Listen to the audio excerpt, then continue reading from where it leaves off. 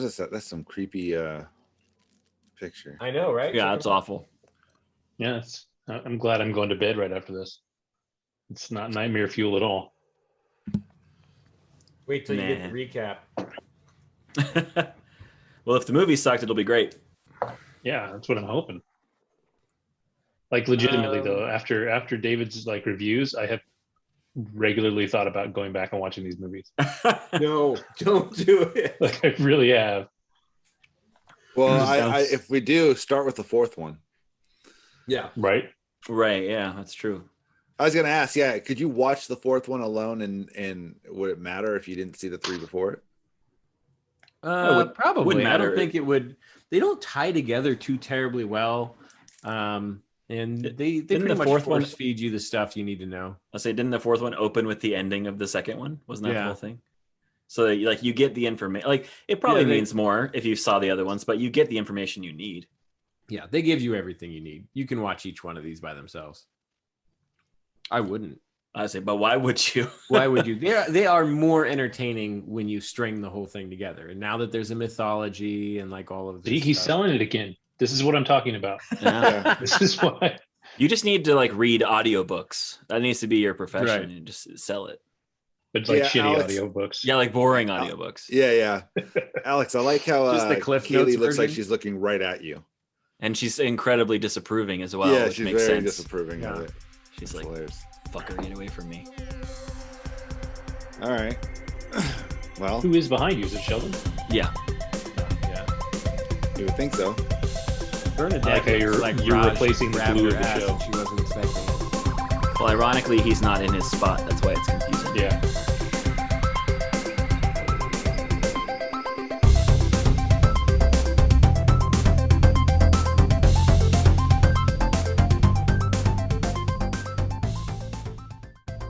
Welcome to the All Pop No Culture Podcast.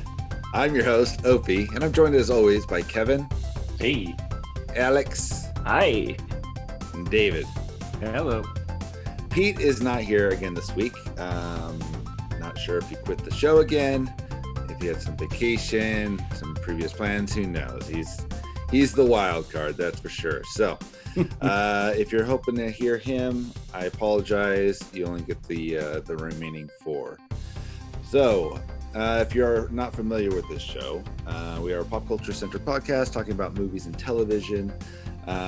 Each week we review what we've kind of been watching throughout the week, and then anything else that we are assigned, in which case I am assigned the franchise movies of Lethal Weapon, which I've yet to watch one. Obviously for sake of the show, I've seen them all before. David will be going through the fifth I guess, what is it? Paranormal Activity. Yeah, Paranormal Activity film, 5 out of 6, one more to go. Yeah, this is 5. This one actually has a title. It's called The Marked Ones. The Marked Ones. Yeah. Interesting. Wow. That's how you First know it's time good they because they're went giving them bold names now. and gave it a name. Yeah. Yeah. So, and Alex is dragging his feet pretty much up to his knees at this point. Yep. On the third movie of Planet of the Apes. Yep. The newer versions, not the old ones. And Kevin has the Sean Connery 007 films, and to which you've watched 2 so far. And this is the third. Yeah. So were we the third out of 22 or however many he has? Of Connery, And- yeah, it's like 75. Yeah. So I'm sure that will your synopsis will be stellar. But before we get to that, we didn't have a show last week, and I was gone the week before that, so it feels a long time since I've talked to you fellas. But I did listen to part of the last episode. I stopped right when you guys were getting into Loki. And at that time, only one episode had been in there. So I think in a little bit, we'll talk about the episodes 2 and 3 and kind of where it's at now, since that just came out. So spoilers ahead on Loki. But before we get into it, let's go around the horn and see if there's anything worth mentioning from this last basically 2 weeks. Kevin, why don't you start us off? All right.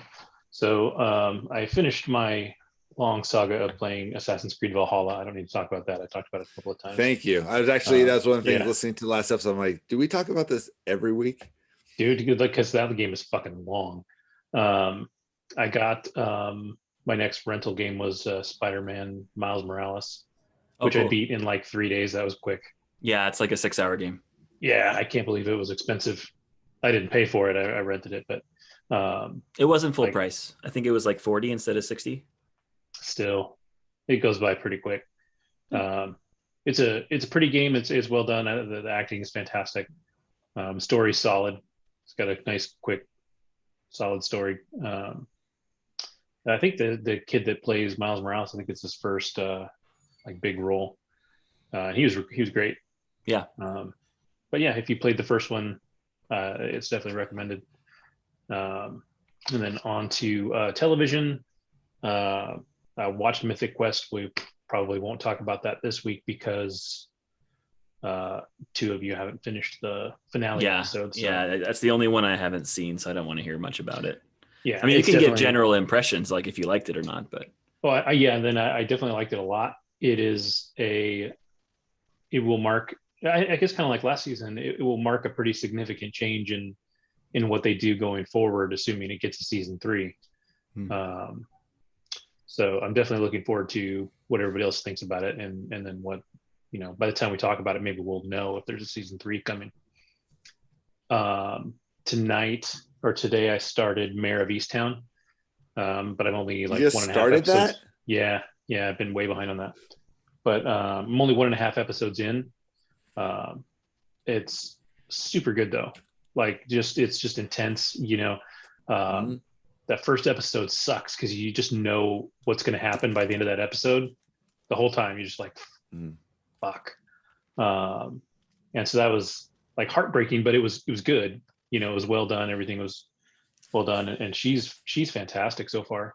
That's hilarious that you just started that, and having those of us that watched it know how it ends, and how it's a very.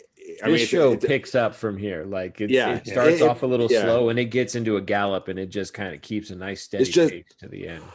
I gotta say, without giving anything away, it had one of the more unique endings I've seen, especially with this, kind of popular genre of show right now, with the murder mystery kind of, suspenseful thing. It has a very British murder mystery show feel to it.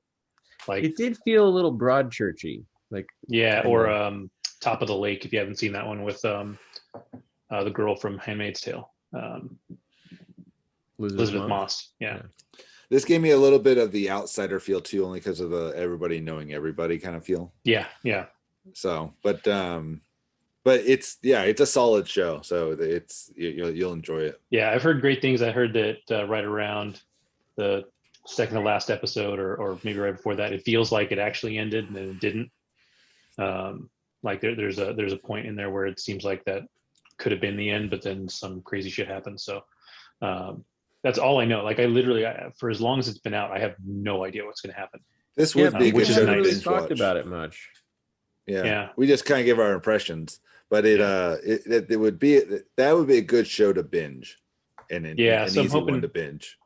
I'm hoping we do. My wife struggles with really depressing shows, or not really depressing, but just not heavy shows, wildly uplifting shows. Yeah. So, this is funny enough we're going.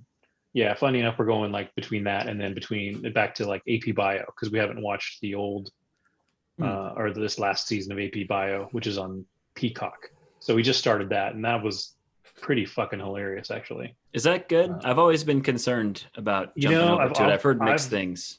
I've always liked it. The first season was maybe a little rough at first. The first season was rough. It finished strong though. Yeah. Yeah. Because I think they were finding their legs. I think they were trying to figure out what they could do and how to do it. Because the guy is a piece of shit. It's kind of the whole point of the show, right? Well, I love Dennis on Always Sunny, and I love. I wanted to watch it because I love him, but I also just didn't want him to be Dennis in a different show because I'm like, why bother? And it kind of seemed like that from the trailers, but it is a little bit at first. Okay. But rather than just always being Dennis, he gets a little more redeemed by having these kids look up to him. So I think that's when it starts to pick itself up, is when he starts to kind of endear himself to these kids. Cool. But yeah, I mean, I'd recommend it. It's like I said, it's on Peacock. You can catch all 3 seasons. I think the first 2 seasons are only 13 episodes, and this one's only 8. So it's a quick catch up if you want to do it. Nice. I only saw the first season. I never saw the second. Second season was good. They introduced some new characters and stuff in there that makes it pretty solid. And we've only watched, I think 1 episode from this season so far, but there was some moments in there that we were fucking dying. Like, it was hilarious. So maybe it was just that much funnier because we finished watching Mayor of Easttown and then went to it. So, but that, you know what, that's what was funny about Mayor of Easttown is that it's a very realistic show. So there's a lot of dialogue in there that kind of makes you chuckle, and things that happen in there that like are funny, but it's not a comedy, by any stretch of the imagination. It's not even a dramedy, but every now and then something there's happens. Some good laughs in there, but you're right. They're just like normal life laughs. Mm-hmm. Yeah, exactly. So watch that. I caught up on the Bad Batch, which is a little up and down. How is that going?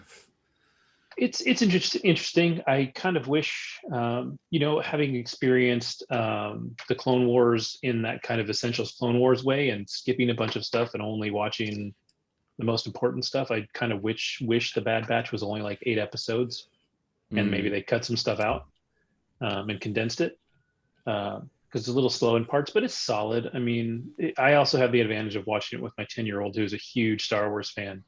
He knows every fucking character and every damn thing they do. So I get a little more out of it in that regard.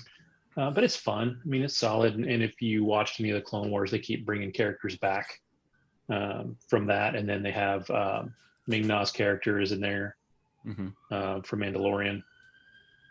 Oh, they're coming for you, Alex. Yeah, here I'll mute until they're gone. Yeah. And obviously I watched Loki. I don't know if we want to talk about that yet, or if we want to do that. No, I think that's what everybody talk about. Yeah, that's pretty recent. And then hopefully Alex's emergency is over, because he's probably the only person that has watched this. But I'm now caught up on Superman and Lois, which is taking another short hiatus. But I really I can't recommend that show enough. It's very good. Like, for it being a CW show, it's very good. Fantastic. Like I did catch up after you told me to, because I had watched up to episode 10.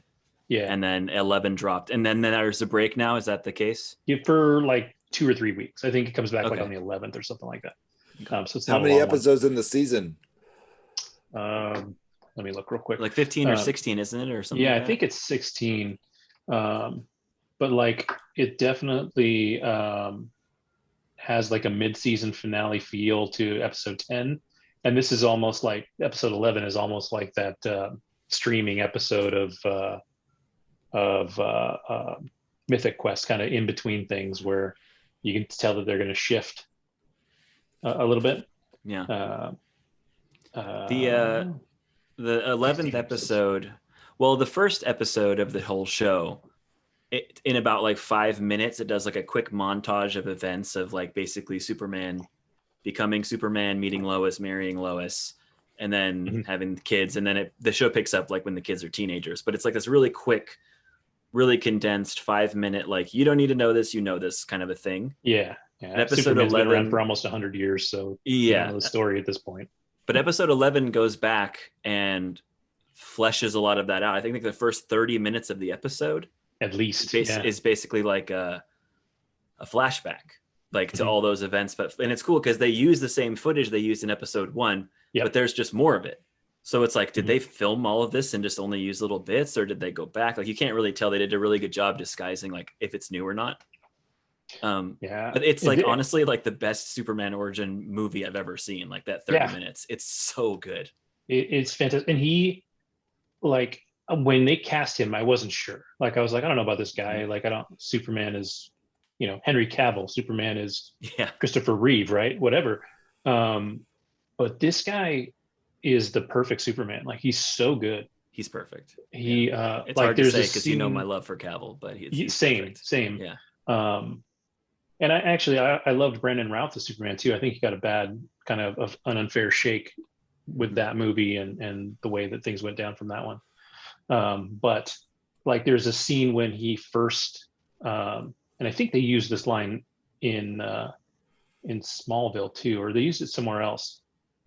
But he rips open his shirt and saves somebody, and all that, and he's got his costume on and he lands, and it's like the first time he saves somebody, so nobody's seen him before, and this little kid's like, "Oh, nice outfit." He's like, "Oh, thanks, my mom made it for me," and he like grins and takes off, and then he flies away. That was so cool. And so, like, in most of the show, especially as Superman, he is like light and like he's happy to be helping people. Like, he's Superman the way that Superman ought to be. Like, his Clark is perfect too, though. It's not just his Superman. Like, when he's bumbling around the Daily Planet, when he first meets Lois and stuff, I was like, that was so good. It was perfect. He's really, really blowing me away. Like, I do have a few problems. I won't talk too much about him in detail, but I have a few problems with some of the plot points in the entire show. But like, ultimately, him and Lois, like the two actors who play them, plus the characters, obviously, are just keeping me in. They're both so good. She's a phenomenal Lois. Yeah. Like, I never really liked Amy Adams anyway, but she blows her out of the water one way or the other, even if you do like Amy Adams. I love Amy Adams. I wasn't like totally in love with her as Lois Lane. That's what I meant. Sorry. She was better than what's her face though from the Burnham Routh one. That one I hated. That's what I meant. I don't not like Amy Adams. I don't like Amy Adams as Lois specifically. Is what I meant. But they're perfect, both of them. Oh, she's so good. Yeah, and all the little things that they've introduced have been solid. Like, but it's impressive to me that they do have like this teenage storyline and it doesn't totally blow. Like it's not horrible. Yeah, it's not distracting like you would expect. It's not like Gossip Girl and meets Superman and Lois. It's just part of their story, and it's pretty fantastic. I really do recommend this show. It's the first CW show that I would just wholeheartedly recommend. Yeah, like I don't really have any qualms about it. I mean, there's issues, of course, with the show always. Yeah. And when you're talking about comic books, there's all kinds of things that you can fuck up. But out of any show that's ever been on there, I have no problems recommending this to pretty much anybody, to be honest. Mm-hmm. Yeah, it's great. So I totally agree.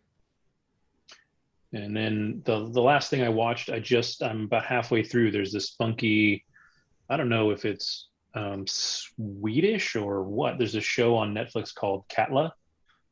And it's super bizarre. It takes place on this island, this volcanic island, up around Norway or somewhere. And if it's not an English show or an English speaking show, so lots voiceover subtitles, but like there's been this big eruption going on this volcano for I think about a year now, and it's getting really bad. So they've evacuated most of the island. So there's just a few scientists left, and a couple of families that do research on the island and live there. But all of a sudden, people that had died or left the island start coming out of essentially like the ash. Like this person comes walking down the mountain completely covered in ash, and they clean her up, and they start talking to her, and she's a girl that this older guy had an affair with, but come to find out she's not even dead. Like the girl is actually aged another 15 years or 20 years or whatever, living off of the island, but she's also back as this 20-year-old character too. And they haven't at all figured out the why of it. And then they've had at least 2 other characters come back, and it's just interesting. It's definitely a drama, very science fiction-y, and they're trying to figure out what's going on, and it's cool. It's a little kind of a slow burn, but it's cool. And so hopefully I'll finish that next week and have an idea of what the fuck's going on. But it's a cool one. Cool. What's that one called? It's called Katla, Katla. It's on Netflix. Okay. Yeah. Damn, you were the first to go. Yeah, lucky you. Alex. It's been a few weeks. Yeah, I this guess. is what happens. I was like, okay, should we take a break or should I go, wait? I probably watched more too that I don't remember. So Yeah, I have quite a few things. Then pitter patter. Let's get going. So something that I actually watched before we recorded the last episode 2 weeks ago and totally forgot to talk about because to me it was completely forgettable immediately. Like I had watched it like the day before. I finally got around to watching Raya and the Last Dragon. Oh. And I did not enjoy that movie at all. Really? Yeah. I thought the world building and like the general, like, I guess like not structure of the story, but just the world itself was really interesting. And then the execution was awful. Like every character, every voice actor was just not right. And it just felt really bad to me. I did not enjoy it. And it was basically Avatar: The Last Airbender also. Like just straight up ripped off that show. But yeah, I watched that and I didn't like anything about it. That's not true. It's gorgeous. It's probably one of the prettiest movies I've ever seen in my entire life. And they had some like establishing shots of characters and areas that were like some of the best I've ever seen in animation. So I'll definitely give it that. But from a story and plot and character perspective, I just was unimpressed. So there you go. Who's seen it at this point? Most of us have, yeah? I think everybody I think everyone me. here has. I still haven't watched it, but because I was waiting. Now it is free on Disney Plus, so you can just watch it. Yeah. Which is how we watched it. Yeah. So there you go. I saw it in the theater. Me too. And, I thought it looked gorgeous on the screen. Yeah. And I didn't think the story was anything to be excited about, but I didn't. I think it was a bad movie. Yeah. It was entertaining. But it wasn't anything where I was like, oh, you got to go see it. I did tell a lot of people, if you do want to see it in the movie theater because it's so pretty. Yeah, it's no Frozen. Stunning. It's no God Frozen. Damn it. Moving on before we get too deep in the weeds here. Also in line with animation, we only watched a couple so far, but there's some new shorts on Disney Plus. Speaking of Disney Plus, called Pixar Popcorn. They're like little 3 to 4 minute shorts of established movies in the Pixar verse. So there's an Incredibles one, there's a Toy Story one, there's I think there's a Monsters one, and they're just little fun skits that are about, like I said, like a few minutes. They have no voice acting. It's all physical comedy, sound effects, and music. And it's probably so that they could do it cheaper without all the voice actors. At least the ones I've seen. I haven't watched all of them, but they're entertaining. So if you have a few minutes and you want to watch something cute, they have quite a bundle of them on there at this point. So Pixar Popcorn, they're fun. The Incredibles one is pretty fun. I like that one. So not too much more to say on that. I'll get to what's behind me. So finished The Big Bang all the way today. Actually wanted to try to make sure that I finished it up before we recorded. So watched the last few episodes today. I enjoyed that show front to back. It wasn't always good. Totally strong. Like there were definitely some moments where I was like, I feel like they've done this gag before. So they did have a little bit of like some things got a little bit tired, but I think that they replaced sort of just like the straight up kind of raunchy comedy of the first few seasons with a lot more emotional impact in the later seasons. Like some more significant things happen to the characters, and then the actors get to stretch more because they're dealing with more emotional turmoil. So I really enjoyed it. I thought the finale was great. I mean, most shows can't say that. And I don't have any problems. Like it was Big Bang all the way through. So if you like it, you should like it all the way through. If you don't, you won't like any of it because it's very much like it knows what it is and it pretty much does that the whole time. But love the characters. The things that happen were fun and memorable and really touching at times. And I thought they nailed the finale as well as a show like this probably could. So I recommend the whole thing. Like I thought it was good. I know some people say it drags a little in the last 2 seasons, and I can see that because it is, like I said, kind of samey. Like it's like it is what it is, and it sticks to the formula. It doesn't really stretch too much, but I think they do it well enough that it's still entertaining. So yeah, Big Bang is done for me. I wonder if you benefit from having the ability to watch it a lot more back to back, because when I watched it, it was like the every week kind of thing, right? So yeah, it helps. There's a little more distance in there, and then it kind of gets a little long. So I wonder if in the future, when I go back, because I will rewatch it, I wonder if I'll feel the same way when I watch it, like right through it.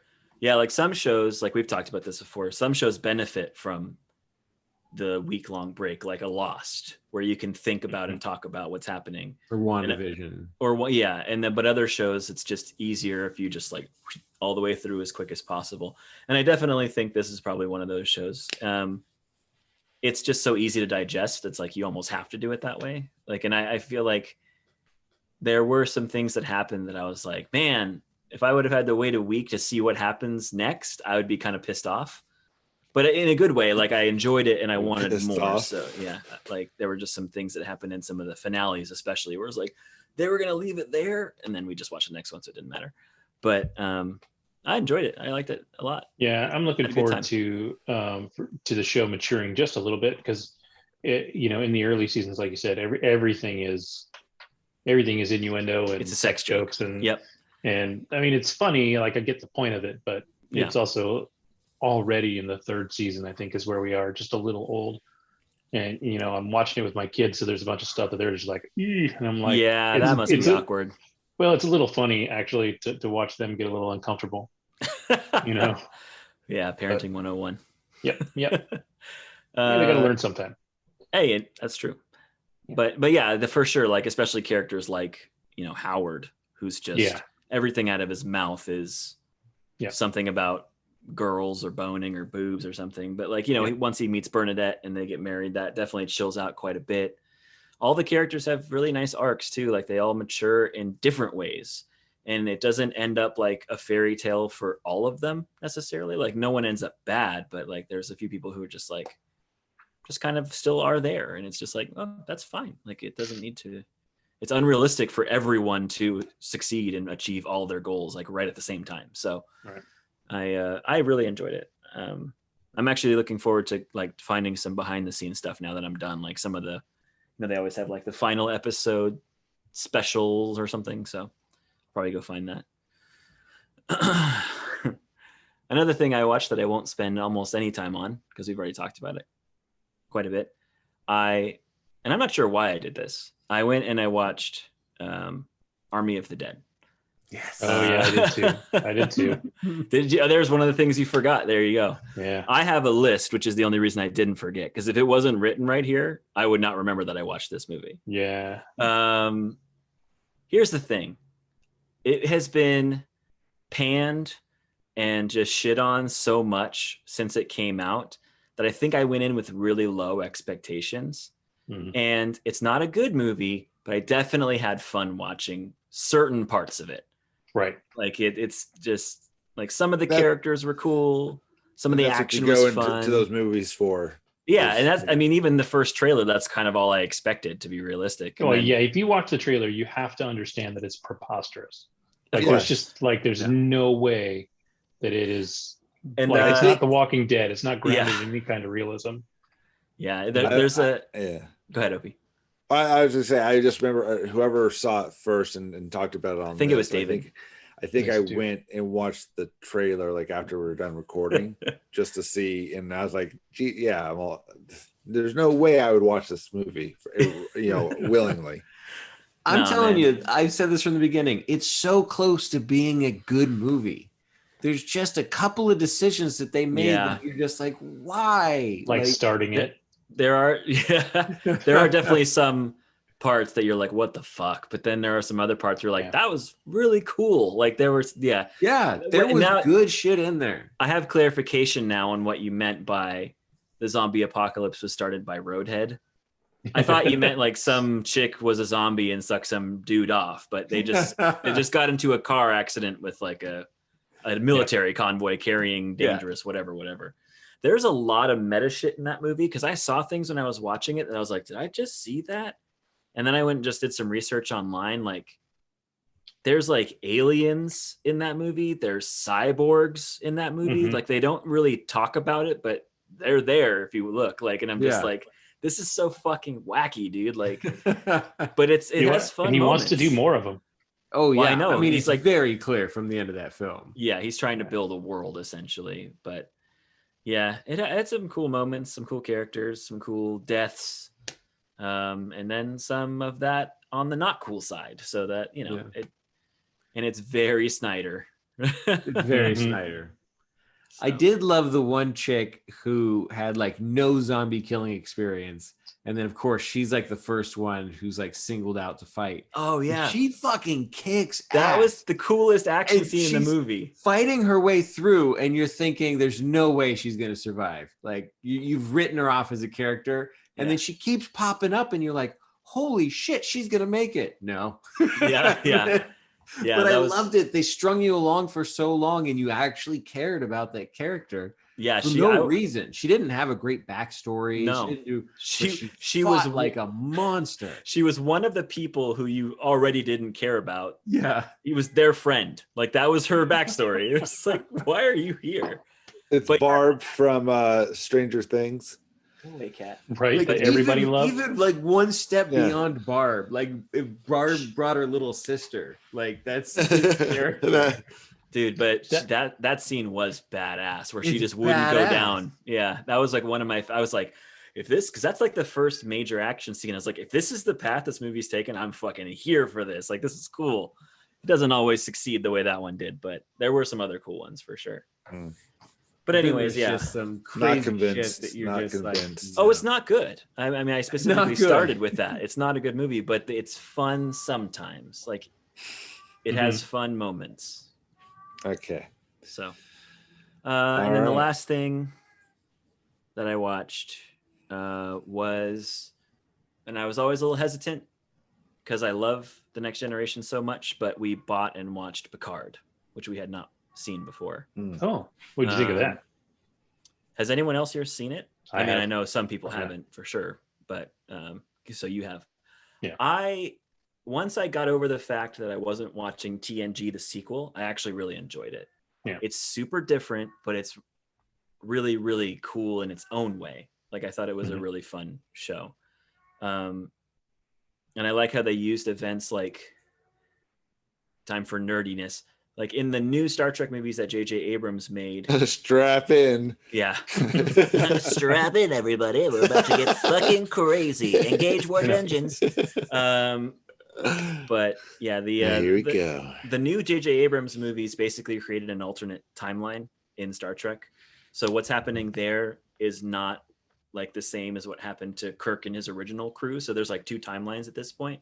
But the event that caused that second timeline to happen still happened in the main timeline, and now it's like affecting things like the destruction of Romulus. Like it's this whole thing that they're able to tell stories about now in like the main timeline. So that's what affects like TNG and stuff like that.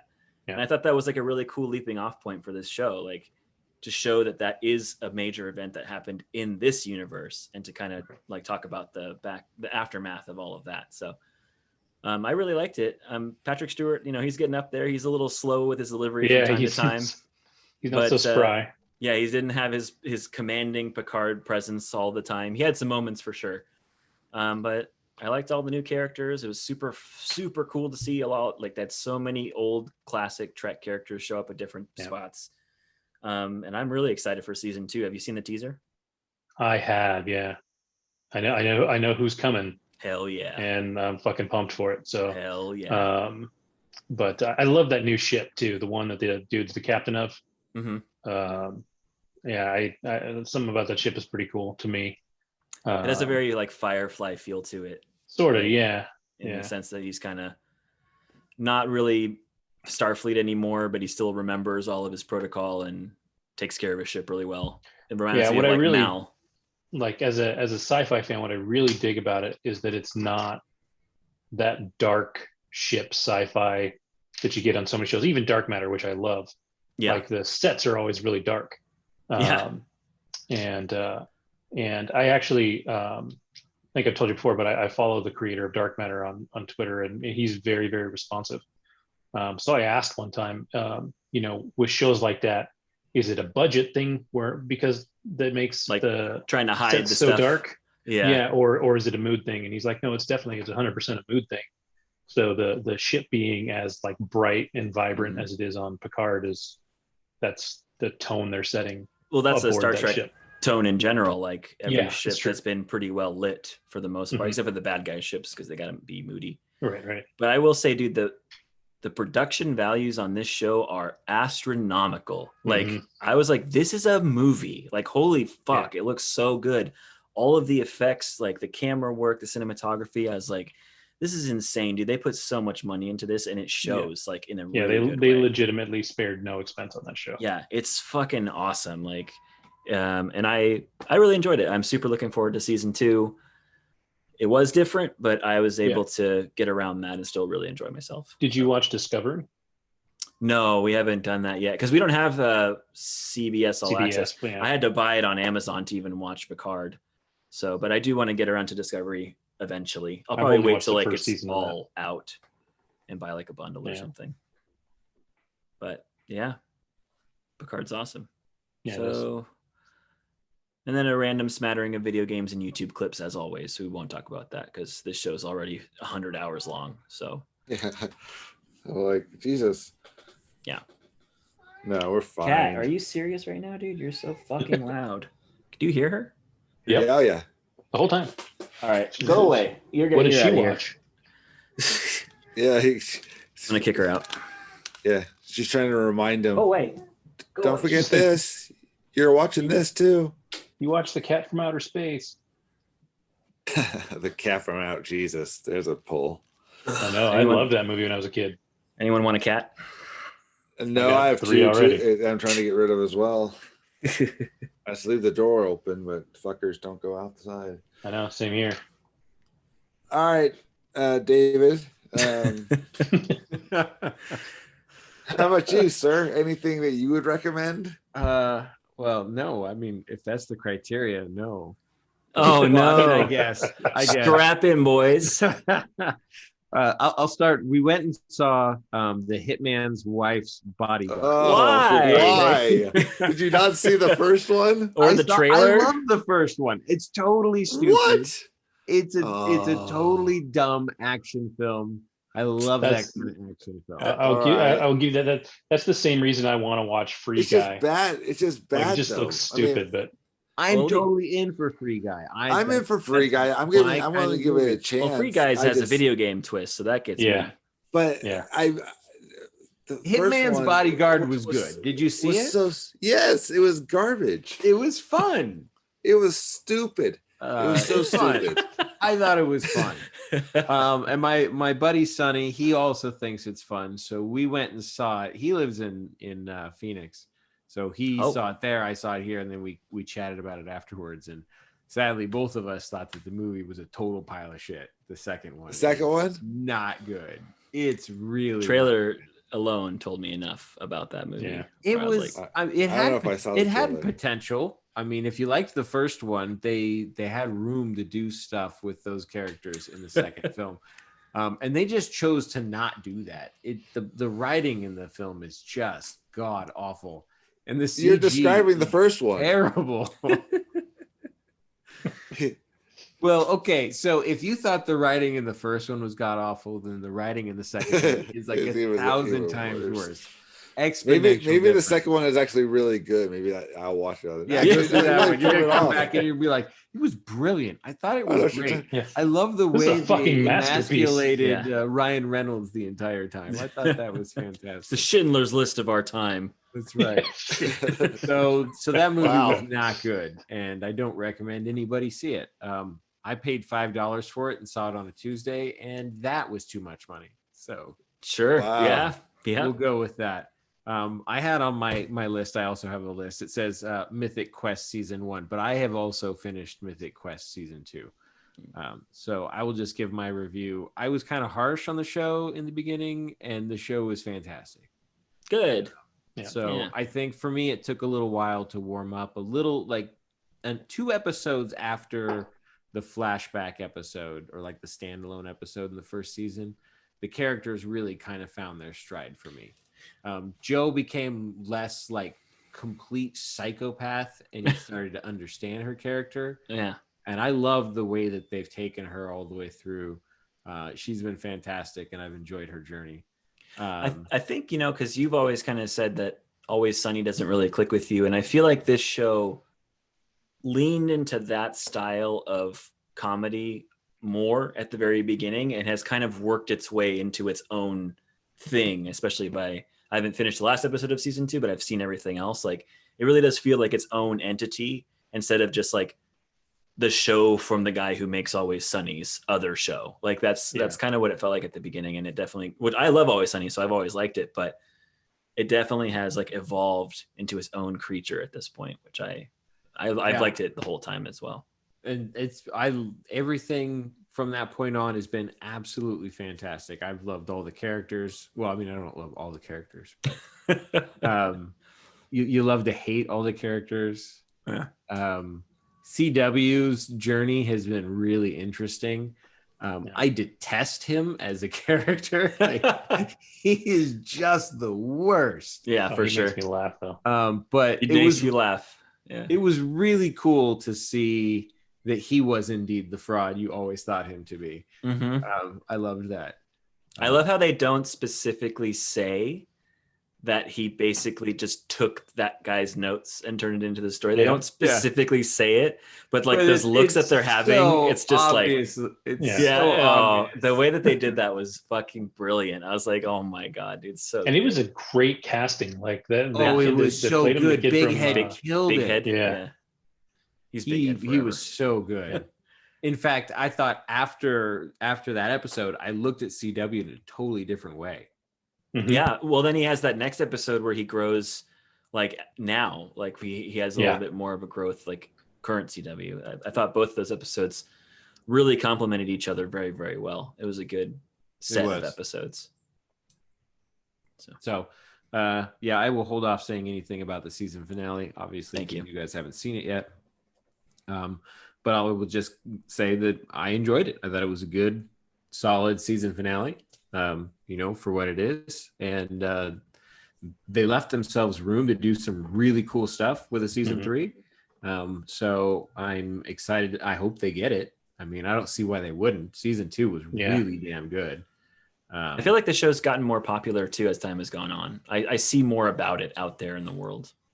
More people. I've been telling people about it once I got into the second season, and really I feel like it really catches its stride in the second season. Yeah, it gets it at the end of the first. We've always promoted it, so there's our 7 listeners definitely probably maybe watch it almost kind of. Yeah, you're welcome, Rob. That's right. And then I'll talk briefly about Invincible on Amazon Prime. Pete talked about it previously. That show was fucking dope. Like I cannot recommend it high enough. It is really animated? Cool. That's It's animated. And I'm not a huge fan of animated. It's a huge turnoff usually for me. So I sat down and I somehow convinced my wife to play on her phone next to me while this was on. She looked up and she goes, "Are we watching G.I. Joe?" And I looked and I go, "Oh my God, it looks just like G.I. Joe, like old school 80s G.I. Joe. That's how it's animated." And then it just felt normal for me. And I just had no problems with it being animated. Oh, that clicked it for you? They clicked it for me. The voice cast is fucking ridiculous. Like, there's a lot of names in there, isn't there? There's a lot of names in there. Like all of a sudden you're just like, and I love about Amazon Prime is when you pause it, it tells you all the actors in the scene. Right. That is I a love really that. cool feature. I wish all of the streaming things had that. So I pause it and like, who's this random character? Oh, it's just Mahershala Ali. Yeah. Mahershala Ali's just wandered in, and then you're just like Academy Award winning. I love that dude is a big deal now because I watched him on a show called The 4400. Me too. Like a long ass so time ago. Good in that. Yeah, but nobody talked about him after that. Like he kind of just was there. And now all of a sudden he's like hot shit. Like when he started getting real big, I was like, good for that guy, man. He was good on that show. He was good in House of Cards. Was he? I only made it through the first season of House of Cards. Yeah, I think I watched the first one or two. He was like, he was in there. So Pete talked about it extensively, so I won't go too much into it. But Invincible's really damn good. It's so crazy good. I blew through it, I think, in a day and a half. Cool. Are they half-hour episodes? I was just about to ask. They're 45-minute episodes. Okay. Oh wow. Yeah. So they're beefy. And how many episodes? I think it's 9. 9. I'm not 100% on that, but I think it's 9. And is it? I don't remember what Pete says. Is it funny? Is it drama? Like, is it? Oh, it's totally fun. I mean, it's a comic book. It's kind of like The Boys. If you watch The Boys, it's like a darker, more violent look at superheroes. It's super violent, isn't it? I would say that if you liked The Boys, there is zero chance you dislike this show. Like it is, and it's on par level wise. It's less terrifying, I think, because it's animated. And so, alt-right Superman is a little less terrifying animated than he is in real life. Sure. But it's really good. So, and then finally, a franchise near and dear to my heart had its new film release this week. And that was the Fast and the Furious, and the 9th film came out. So my daughter and I went and saw Fast 9 on opening night, and what a piece of shit. it was not good. You're on a roll this week, man. Oh man. Wow. She flat out. Now we have watched every single one of these movies. How could it miss? We've watched every one of these movies so many times. And she slept for like 40 minutes through the center of this film and woke up, and then like at the end was asking like these ridiculous questions. And I was like, what is your problem? Were you not paying attention? She was like, no, I was asleep. So that's how good it was. She fell asleep in the theater. I hope the franchise just dies at this point. It should have died. They're already five greenlit. movies ago. Yeah, there's no reason it's going to. Yeah. They're doing 2 more to finish it out. So they're doing another Hobbs and Shaw too, aren't they? At least finish it out is in the conversation. No, it's done. That's the deal. 2 more. Aren't they going to space next? Isn't that the funny thing? No, they went into space in this one. Oh, they went to space now already. Okay, well then where else is there to go? Like I'm sure. Well, they had a submarine in the one before, so they've been underwater, and now they've been to space. So now they need a car that drives inside of a volcano. Time travel. Or some bullshit. Time travel. I'm thinking maybe somebody was joking about a Transformers crossover. Inner sphere. And Jesus Christ! Down. Now it was a joke. Like it wasn't anybody like involved. But at the same time, I was like, all right. I mean, if they're gonna do it, I mean, just there is actually news about the next Transformers movie.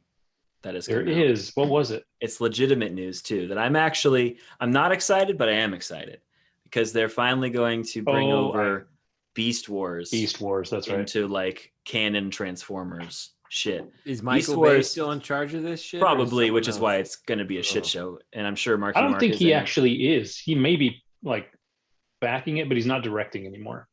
Well, that's good because Bumblebee was the best film because he had very little to do with it. Yeah, Bumblebee was good. But yeah, the Beast Wars are going to be mixing in, which I don't quite understand, but it doesn't matter. We'll see. That's an interesting choice to make it in the current timeline of. Yeah.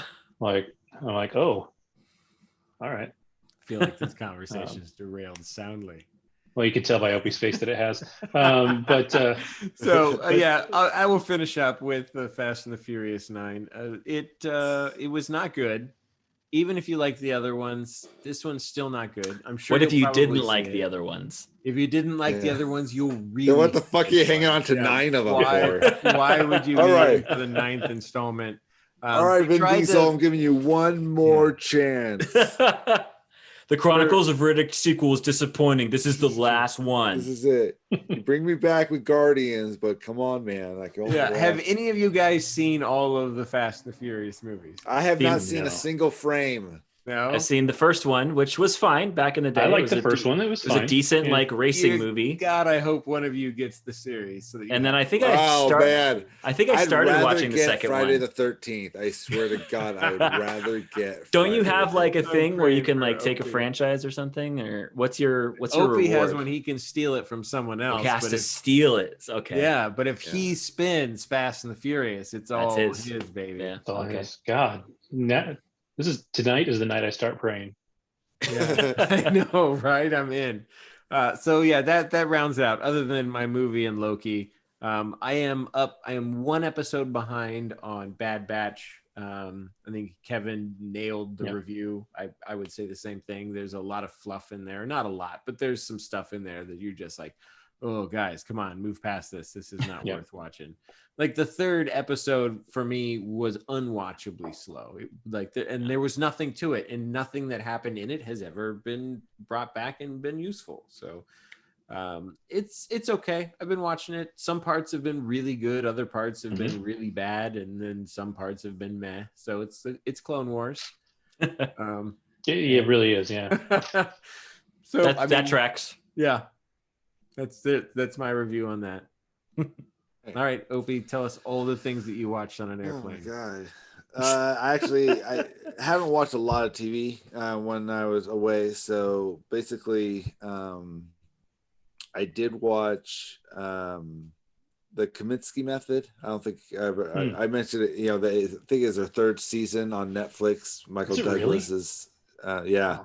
So I think we have one more episode to go to finish it out, but I think it'll be the series finale.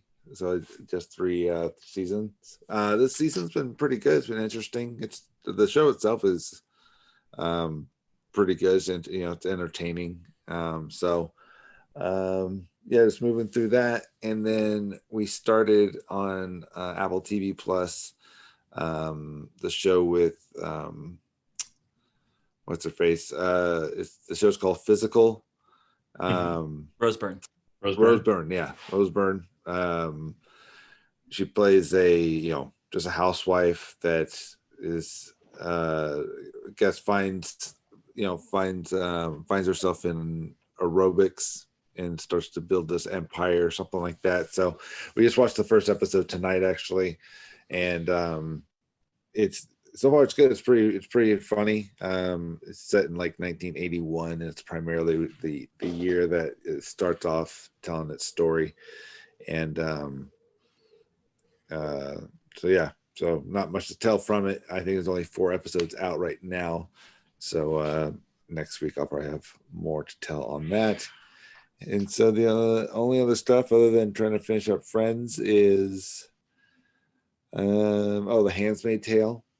Caught up on that. That's still going strong. So nothing more to report. And then Loki, obviously. So watched all 3 episodes. Rewatched the first one because I remember the first time I watched it, I kind of fell asleep a little bit. But watched all 3. So I guess we can kind of bounce into that. And I guess I didn't listen to your guys' review of the first one. I had just heard right at the beginning, just your overall. I think it's basically just Pete's how he really liked it. And I think some of you guys were agreeing with him. You want to give your review on the first one? No, I can just give it as far as a whole. Okay. So far, I'm enjoying it. I'm still kind of feeling out what it's about. I think this third one really explains kind of a lot as far as kind of explain what you were seeing in the first 2 in a sense. But I didn't really enjoy the third episode that much. I felt it was very out of character of at least the first 2, like what they were building. And I was like, well, wait, what's going on? Yeah. And so that was a little disappointing, but obviously I'll still watch it to see what's going on. I mean, I have a feeling this is gonna really have a setup for the Marvel universe that they're ushering in. they've already said that this is going to have more of an impact than Falcon and the Winter Soldier and WandaVision. So this is a big deal. So again, giving them the benefit of the doubt, just they're explaining a story, so it's like, all right, got to pay attention. Yeah, and I think that third episode was character building for the lady Loki. You think? We don't know anything about her yet, Well, I yeah. So it was a little just like, did they stumble on a love boat or something? So I like it so far, but third episode wasn't great for me. So how about go back around with Kevin? Yeah, I like it so far. I enjoyed the third episode, I think, a little more than you did, at least. There was a lot of like hype around it on the internet because they essentially out Loki as being bisexual. And like it was like all over the internet, like this huge drama. And when they said it, I was like, okay, like it doesn't change the character, doesn't affect the character. It's exactly what I would expect him to be perfectly honest. And it was so in passing that all the drama behind it, like outside of the show and on the interwebs, I was just like, okay, like it's just wasn't anything. So how did that come about on the episode? I missed that. Yep. Yeah. So there's a line where she says, oh, you had a bunch of princesses or maybe princes. And he's like, yeah, both, basically. Yeah, it's super subtle. Like they don't really like linger on it. It's what it needs to be. Yeah. Yeah. And it's just a joke. Like, he's a little bit of both. Yeah. Yeah. Yeah. It's like David from Schitt's Creek. Yeah. It's not about the the wine. It's not about the label. It's about the But yeah, I mean, otherwise the episode was had its moments that were fun. I really liked when they both fucking get shot by that old lady in the little shed.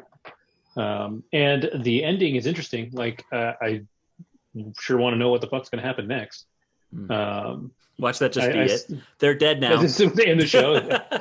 Like, we were kidding. There's not going to be a second season. There's not going to be. Well, there's got to be more variants, right? There's always a new variant. Yeah. So part of me wonders, like, if the whole shattered little time controller thing that he's got was fake. Yeah. Like, if it's still just fine. I was wondering that myself. But yeah, I mean, we'll see. There's nothing mind-blowing about the episode other than the fact that it was pretty.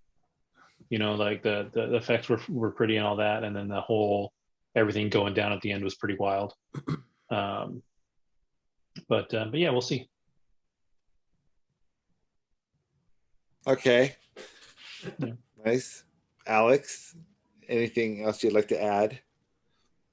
No, not really. I track with you a little more. I think episode 3 to me was a bit of a slog. Probably my least favorite of all of them at this point, which there's only 3, so that's not saying too much. And I don't think that it was like awful. It just was kind of like, it felt a little unnecessary. Like it felt like this like random side quest in a video game where you don't really get anything good for doing it. And I was kind of just like, it just feels like a distraction. Like we know they're going to be fine. There's like 5 more episodes. Like, I don't know. I assume that it pays off at some point, right? I would hope so. Either the TVA finds them or, maybe the device isn't really broken or, I mean, who knows? That planet looks very like, maybe the Guardians of the Galaxy pick them up or something like that. Like, it was fine. It wasn't my favorite, but I did like we haven't talked about episode 2 at all. That's true. I thought episode 2 was really good. But that was the thing too, with the end of episode 2, the way that it introduced the whole timeline just exploding basically. Yeah. Like you thought that, it felt like that was the direction it was going to go in. And I think that's part of the reason that episode 3 is that much more disappointing, is that they don't really go into that at all. They fix it in the first like few minutes of the episode of episode 3. Like they reverse that. where she's in the TVA, he basically gets her out of there, and you're like, oh, everything's fine again. You're just like, oh, all right. But yeah, I thought 2 was cool. I think a lot of us saw the Lady Loki thing coming, so the reveal wasn't like very impactful, but it was still cool to like confirm it. And of course, there's all the rumors like, is she really Lady Loki? It's just like, maybe. Who cares at this point? Yeah, it doesn't matter. Yeah. But I do like the show. The one thing that did come out of episode 3 that was kind of it came and went really fast, but the fact that all the people working at the TVA are all variants. Yeah. And they don't know it. Yeah, that was huge. Yeah. And that did go by kind of quick, but I think that was an interesting little reveal. Well, I thought it was really interesting how particularly like shocking reveal though. Well, yeah, you kind of wonder like, where do all these people come from? Yeah. And why are they all just like people? Why aren't they aliens or something else? Like, so it does track a bit, but I'm still operating under the assumption that they're full of shit too. That there's not even like I don't actually believe that there's these 3 dudes in charge. Oh, the timekeepers. Yeah, I kind of think it's the girl, the boss lady, because like she's like, oh, they're paying super close attention. Like she said that in the 2nd episode, I think, and I was like, I don't think so. Oh, we'll see. Yeah. David. All righty, David.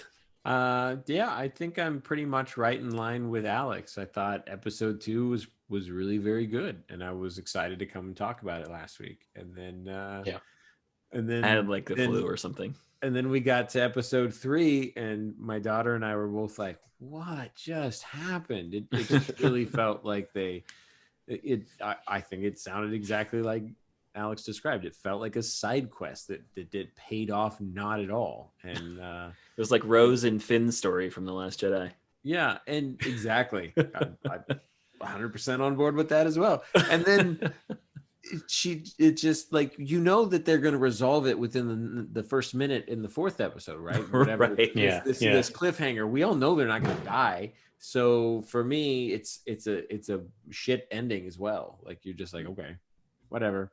I mean, no one here seems concerned, right? So no. Yeah, I know, because like sometimes like certain things happen at the end of the episode. Like episode 2's ending wasn't like, oh my god, but it was still like, whoa, that's cool. Interesting. This could change some things. Like, what's this going to do? This isn't going to change anything. Yeah.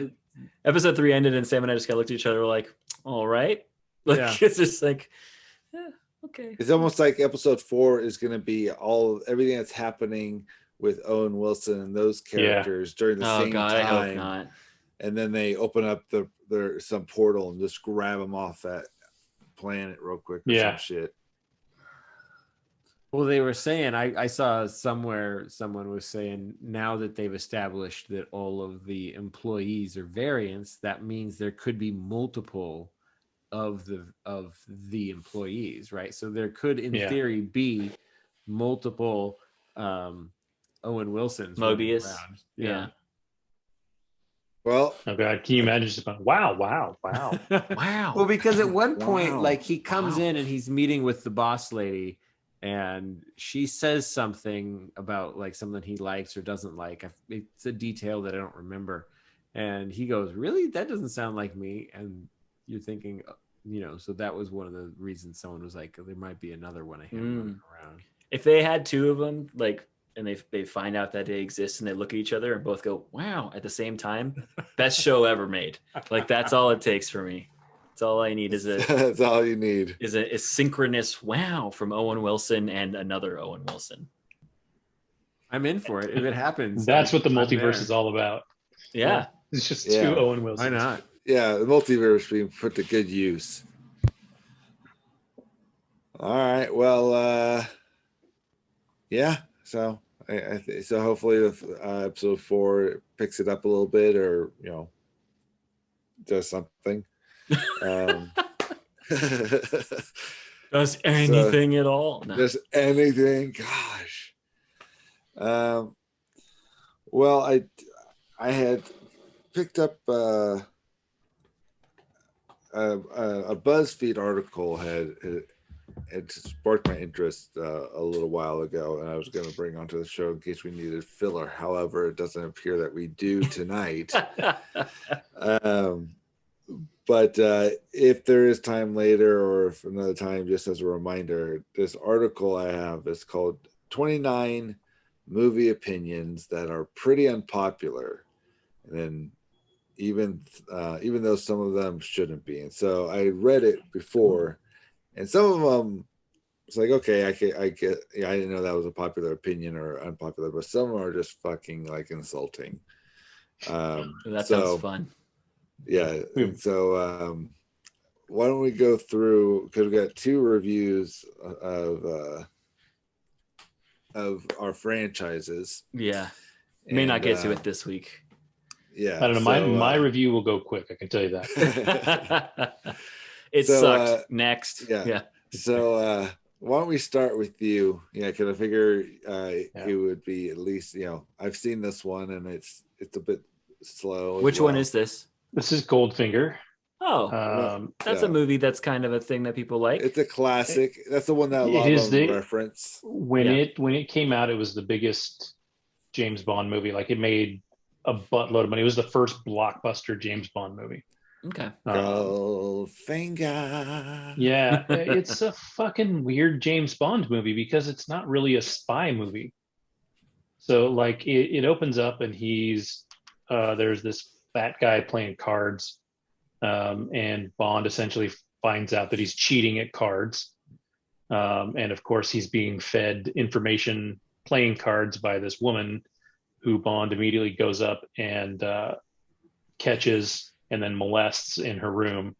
Because if there's one thing I've learned about Sean Connery's Bond, he is incredibly rapey. Not so much, not even like in the first 2, like he's a little aggressive or whatever. But man, in this one, this is the one with Pussy Galore. This is where she shows up. This is where the names get pretty fantastic too. So she shows up, and I know I'm kind of skipping a bunch of the middle part here, but at one point they're fighting, like they've kind of flirted or whatever, but she's sort of basically said, no, I'm not interested. They fight. She throws him to the ground. He throws her to the ground. They go back and forth. And then he ends up on top of her and he goes to kiss her. And she's like literally pushing him away, like saying no. And he's just like, no, this is going to happen. And like forces his face down onto her face.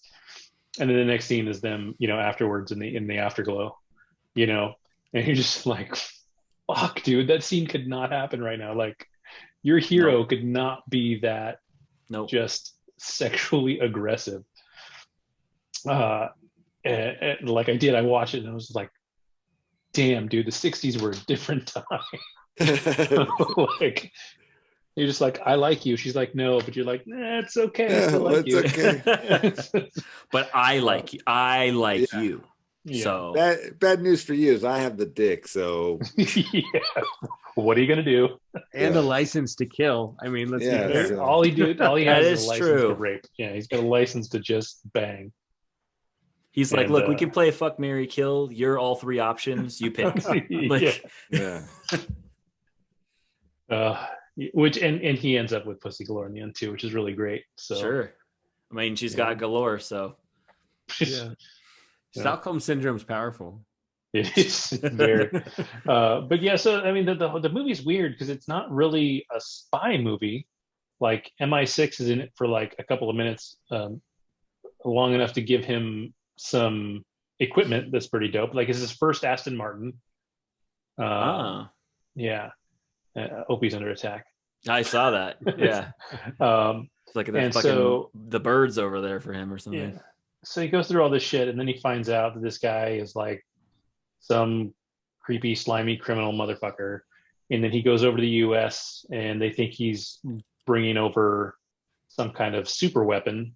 But it turns out that his goal is to rob Fort Knox. As you do. All the gold. And but ultimately they find out that his goal is not to steal from Fort Knox. His goal is to blow up Fort Knox. Reason being that it would destroy the American infrastructure. Would it? And well, yeah, all our money in gold. If all the U.S. is gold, because there's something like billions and billions of dollars down there in gold, and if it was completely annihilated, which I don't actually think it would be in a nuclear explosion, it would be fused and some other shit would go. Anyways, but the idea being that it would at least vastly damage the American economy and make his current gold stores much more valuable. More. Yeah, like it would. So, but it's just all about money. It's not about politics or spying. And on top of that, it's U.S. politics. So I don't know why James Bond is traveling across the ocean to stop it. Yeah. But the plan is like Pussy Galore is a pilot, and she has trained a bunch of other female, empowered female pilots, which is interesting because then she gets sexually assaulted and caves to a man. But she has made these women very independent. And so their job is to gas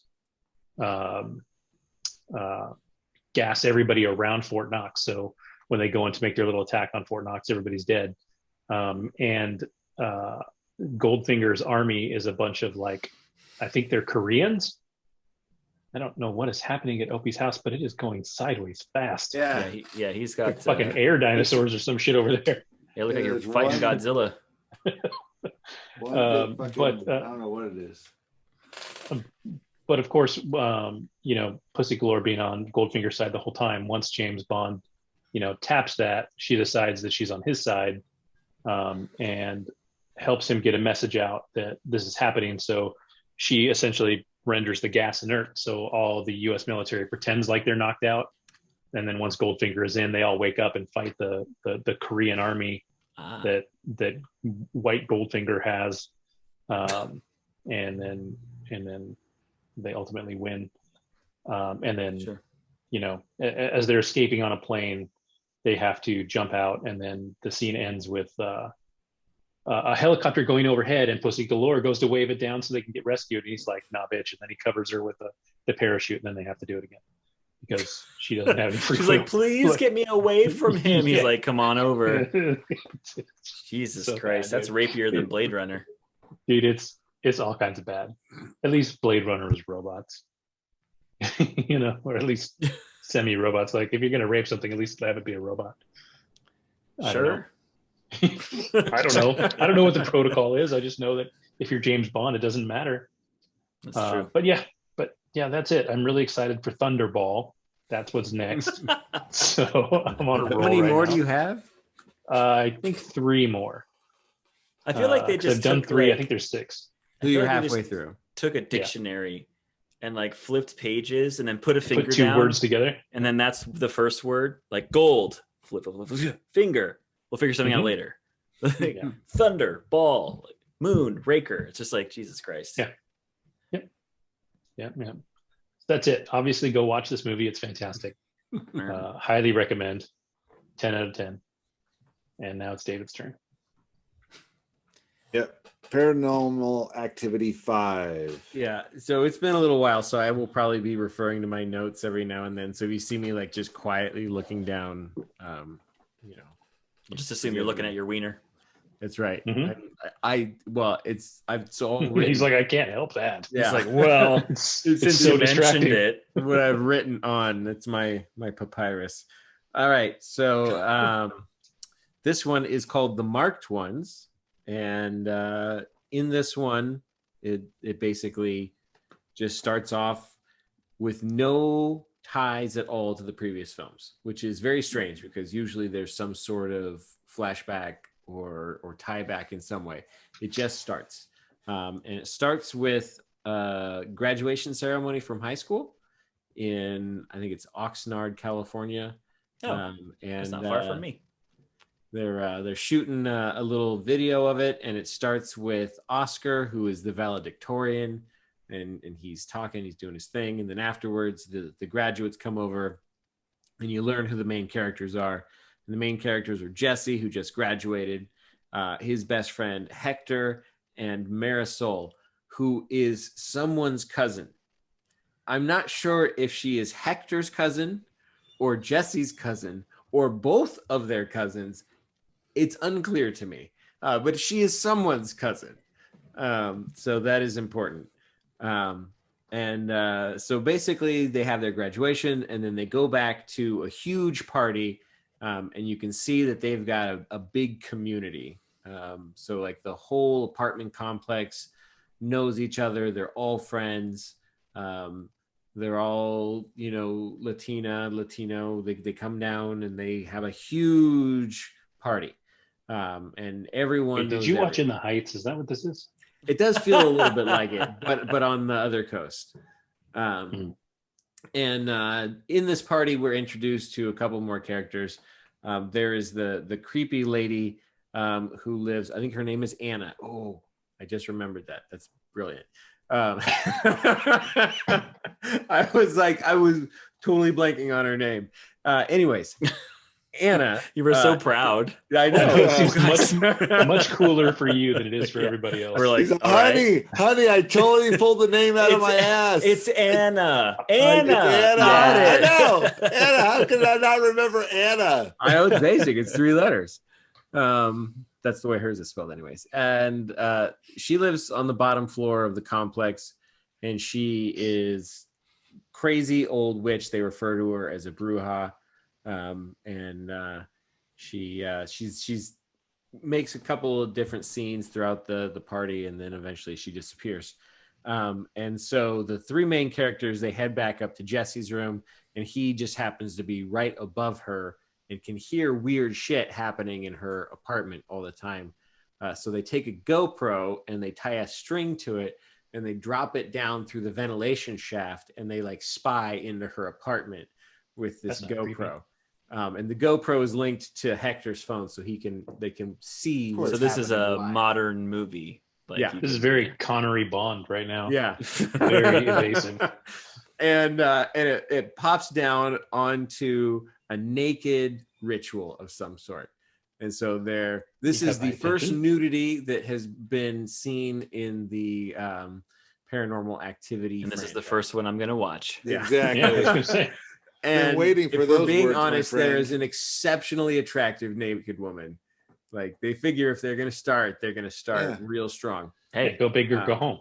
Yeah, it's not the crazy Anna bitch. It's the hot one. And so you see her, right? And they're all like super excited. Oh my God, hey, check it out. There's a hot naked chick. Keep it right there. Don't move it, right? Back and forth. I remember Revenge of the Nerds. Yeah. And then Anna steps into the frame, also entirely nude. And she is, a 60-year-old woman. And now I've taken it off my playlist.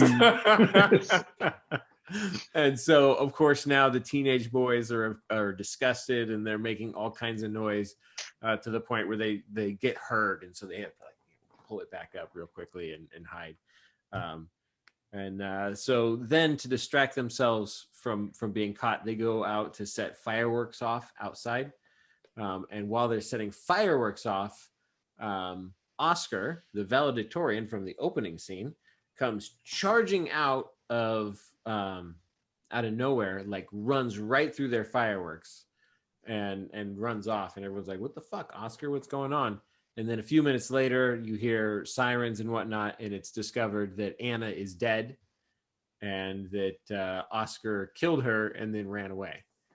But no one knows Oscar did it, and they're not about to tell anyone that Oscar did it, because Oscar's older brother is the lead gang member of the 805. And so they're not about to fuck with him. And so who gives a shit that Oscar killed the old lady? And so they kind of move on with their day. And she had a gun. Yeah. And so then, like, the next day, they decide to break into an active crime scene and see what was in Anna's house. As you do. So yeah, as you do. They were just looking for the naked chick, teenage boys. You know what I mean? Well, yes. They just want to make sure that they can't be implicated. Yeah, right. Because of the implication. So they go and they wander through, and they find a couple different weird things. They find a super, super creepy nursery, and then they find a box of VHS tapes which the viewer who's been paying attention will recognize as Christy and Katie's tapes that were stolen in the second film, but not revealed to have been stolen until the third film. But oh man, it's all coming together. This is great. All coming together. Slow burn. Slow burn. So Crazy Witch Anna is apparently the one who stole the tapes and orchestrated the burglary in the second film that necessitated the entire security system. So then they end up leaving, and in the middle of the night, Jesse is bitten in his sleep, and it's the classic like bite mark of like Toby or a demon or whatever. We've seen it multiple times at this point. So he's got the bite. They go back down into her room and they steal the witch's notebook, and they kind of flip through that, and they're trying to figure out what any of that means. All of a sudden they've got one of those like old Simon games from the 80s where you hit the colors. Yeah. And it starts functioning kind of as like a Ouija board. It starts answering yes, no questions. And so they start asking the game yes, no questions. And it goes well until Grandma sees it, and then Grandma's like, fuck this shit. And she like grabs that thing, like pulls the batteries out and throws it away. She was like, abso-fucking-lutely not. So Grandma's also around. She's kind of dope. She runs things. She is Jesse's grandmother. But she's also kind of grandmother to the whole apartment complex at the same time. So she's gonna die. Yeah. What else? Okay. At some point, some of the gang members show up to like intimidate them because they found out through Oscar that he was seen. So they show up to intimidate the main characters into not talking. And Jesse like literally like flings them like 40 feet away. And it's discovered now that he has superpowers. And his superpowers include, let's see, yes, awesome skateboarding ability, and the ability to inflate a mattress with a single breath, like a whole like queen size inflatable mattress. Sure, single breath. Also, he can do trust falls into dead air and get caught and then pushed back up. Doesn't matter wherever he does it. If he falls backwards, he's caught and then put right back up. You sound like the worst set of superpowers I've ever heard of. He thinks all of this is great. Meanwhile, Hector and Marisol are completely freaked out because he's acting like a nut job. They go out and they end up picking up two hot chicks. And what do they decide to do with the hot chicks? They decide to bring them back to the dead woman's apartment to try and get busy in an active murder scene. That's cool. So I mean, that's hot. So no one's gonna be there. Yeah. So Right. Jesse True. and the girl that he lands are making out, and he forgets that he doesn't have a condom, so he runs upstairs, leaves this chick. Is this all still found footage? Just verifying. This is all cell phone footage at this Okay. point. Everyone's just recording everything on a cell phone because why not? Oh shit! Really? Like It's- they never even bother trying to address it in this one. Okay. They've gotten lazy with that part. You just No. accept it and move Yeah. on. Yeah. So yeah, she sets up the cell phone because it's implied that yet again they're going to tease us with a sex tape, which they do every single film, and you never get the sex tape. This one gets really close. It gets to the point where he's like, "Oh shit, I need a condom," and then he goes running off to go get a condom. You were thinking, "Oh, okay, it might happen," until that point, but then of course it doesn't. But we did see naked nudity earlier, so this one's felt like this, Alright, like yeah. maybe they were going to finally be pay it it. off a little bit. They gave be you just the tip and then no more. Yeah, Yeah, I it just didn't need to have know: am I watching this with or without my pants on? Yeah, seriously. Currently, it's still with your pants on. Yeah, I know. I see at this point you're pulling them back up. Yeah. Yeah, So- you got the buckle, the belt buckle Yeah. undone, and then you're like, well, fuck it. So while he's run off, she's kind of just fiddling around in the area and finds that they were about to have sex on a trap door. She finds like a little gold chain and she tugs on it. And as it pops open, out pops Oscar. And he jumps out from underneath. This is the former valedictorian, current on the run murderer. Mm-hmm. So he freaks her out and then runs out. Needless to say, she also just gets her shit together and books it as well. She's like, fuck this shit. Like, I was trying to get laid and instead this guy tried to kill me. And so Jesse goes to try and find her and is confronted by Oscar. And Oscar informs him that that they both have the mark and that he's now a marked one, and that what's happening to Oscar is going to happen to Jesse, and that he's going to turn into this monster, and that there are others and that they need to be stopped. And he thought that killing Anna would stop it. And then he runs off only to promptly jump off a building and kill himself. So there goes Oscar. Guess that's one way to fix it. That's right. That was his solution. All right. And this is all shot on like on cell phones. Yeah, you don't get to see Oscar make the jump. You just hear the commotion and they run over there afterwards. That's very convenient for special effects budgets. You see the body. Well, that's all of these movies. It's always like, even in the first one, you never see Katie kill Jesse. It just happens off camera. Like you see her like charge him, and then they run, and then like it splashes on the screen. You know, Jesse or Mika died and Katie's missing. Yeah. So I mean that's pretty much the MO for this stuff. So they check downstairs and they find that downstairs is like a total creepy witch's workshop, like with all the accoutrements you could possibly need to be a creepy witch. Cauldron. Yeah, all of it, everything, man. Nice. An oven with a child inside of it.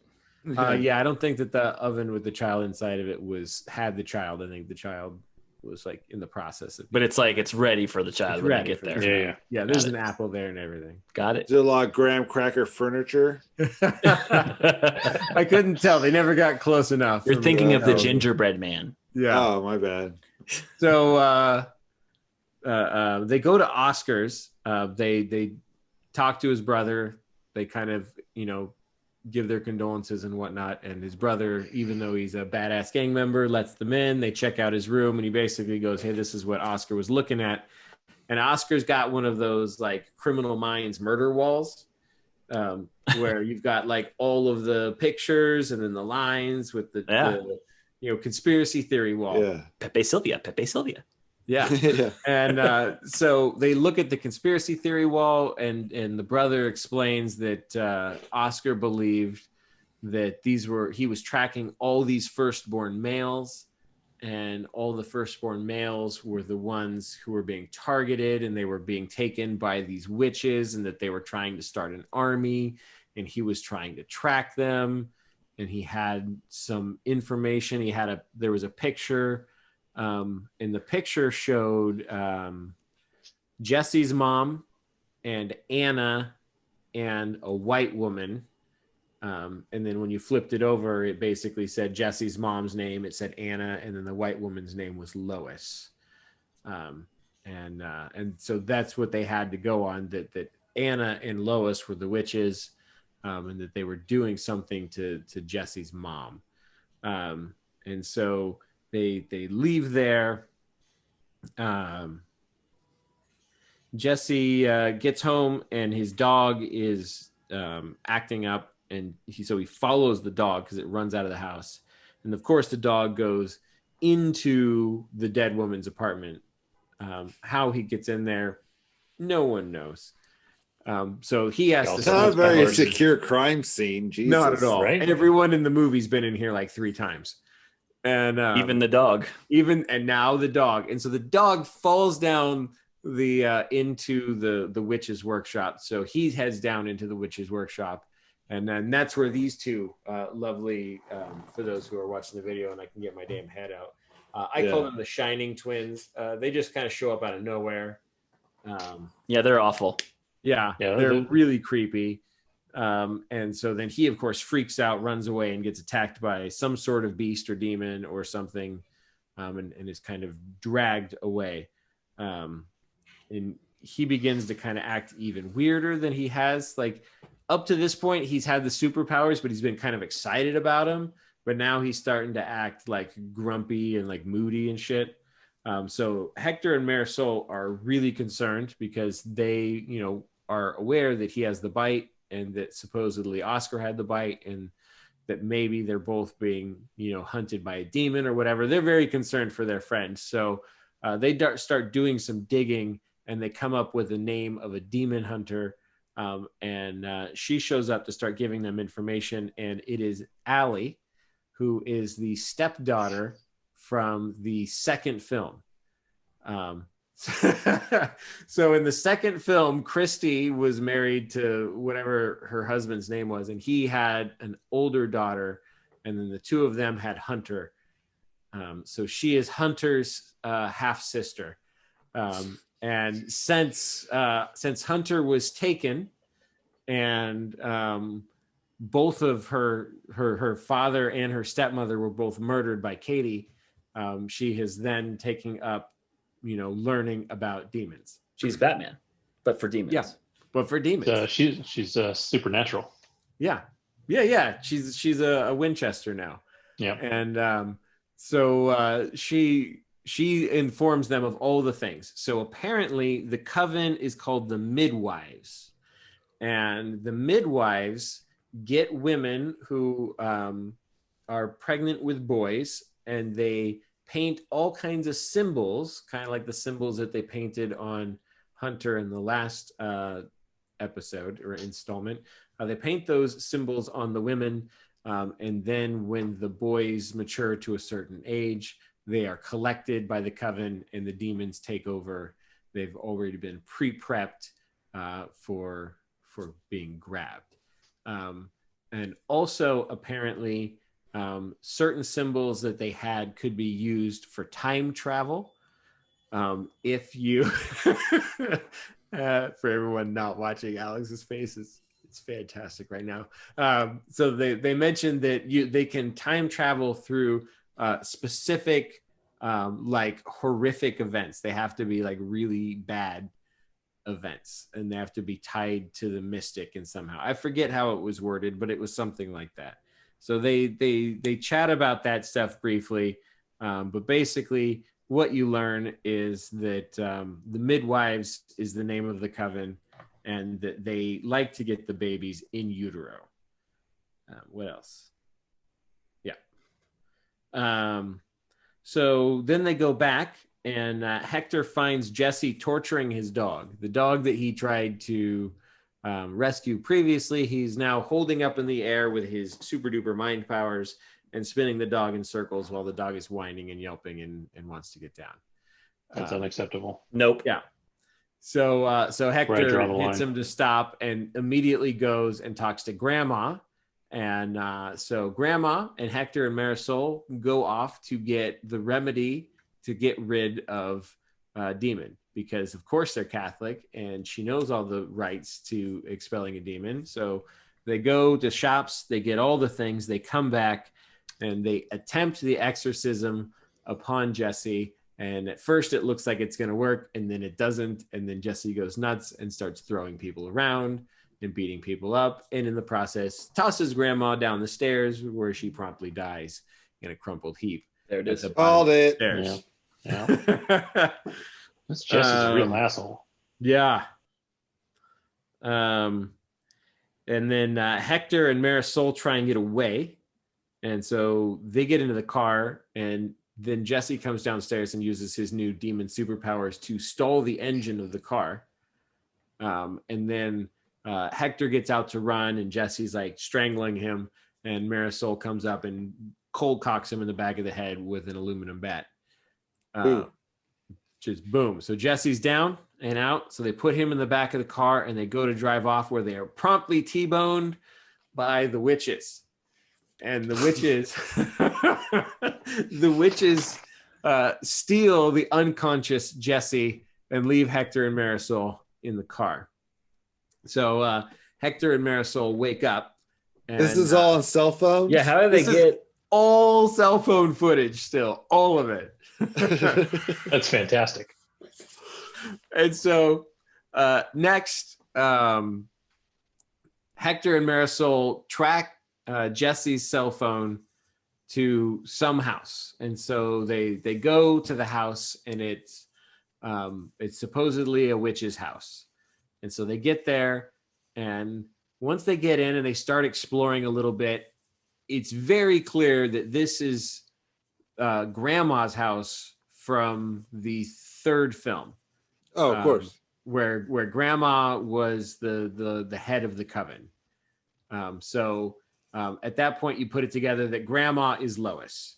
And when they get into the house, you see the same dining room that you saw in the third film, with all of the paintings removed and all the demonic iconography on the walls where the paintings were. So you kind of go through this same house, and you see all the things that you saw in the third film. And of course, like, they're being chased by the witches, and things are happening. And mostly at this point, it's Hector. He's got the phone, and so he's the new main character. He's running with the phone. And at one point, he rounds the corner, and Marisol falls through this greenhouse roof, hits the floor, and splatters, and she's dead. How she got there or what happened, you're never quite sure. That'll be the next one. Yeah. So she dies. Hector continues to run. He gets upstairs, and he ends up in like a kid's room, and he locks the door, but they're pounding on it, and there's only one door left, and it's like this creepy like closet, and it's surrounded with symbols. And he goes, fuck it, and he opens the door, and he runs through. Sure. And he is in the end of the first movie.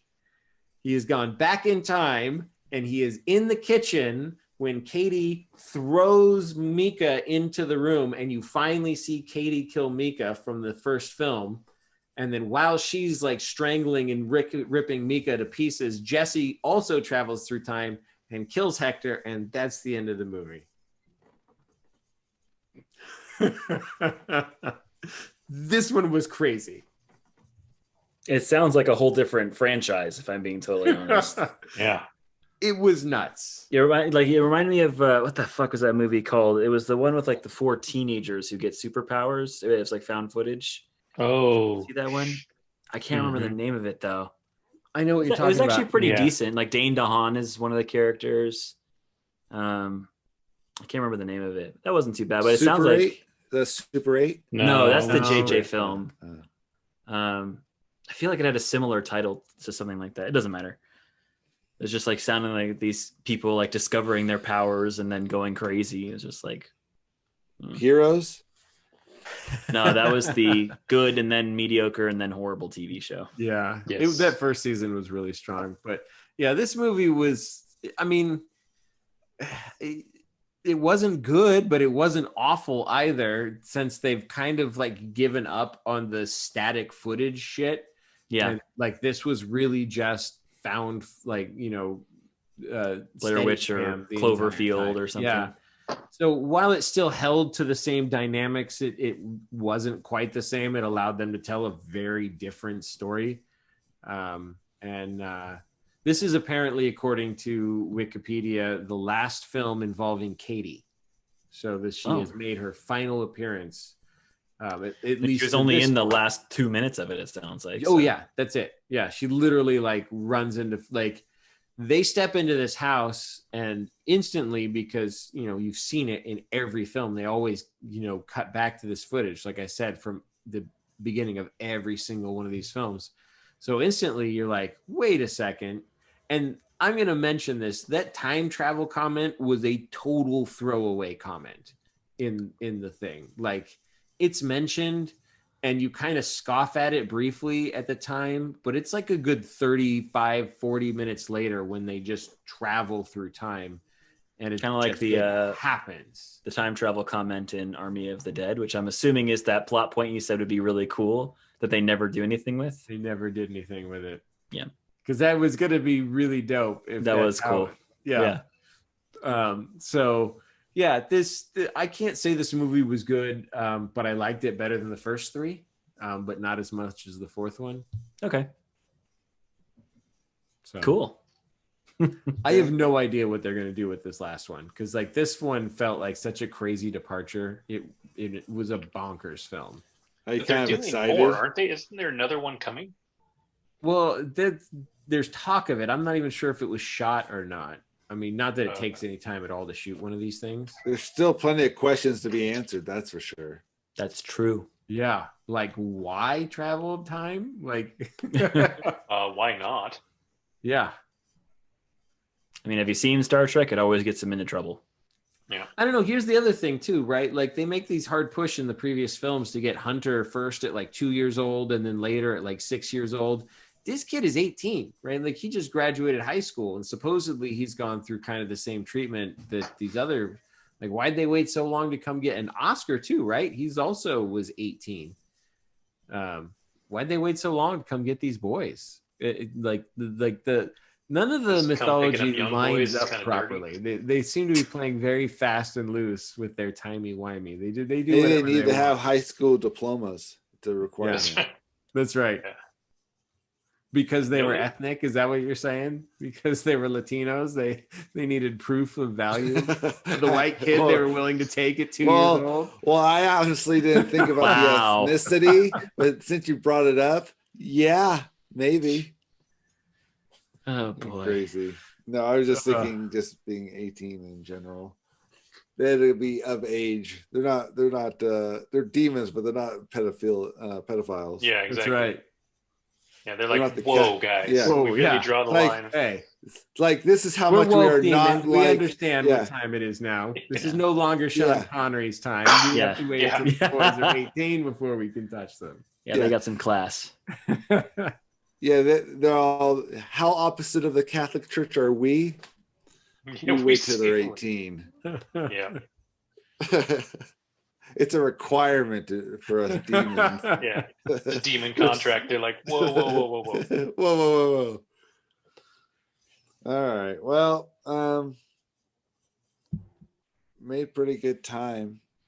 Unless we want to go through this list of 29 movie opinions that are pretty unpopular.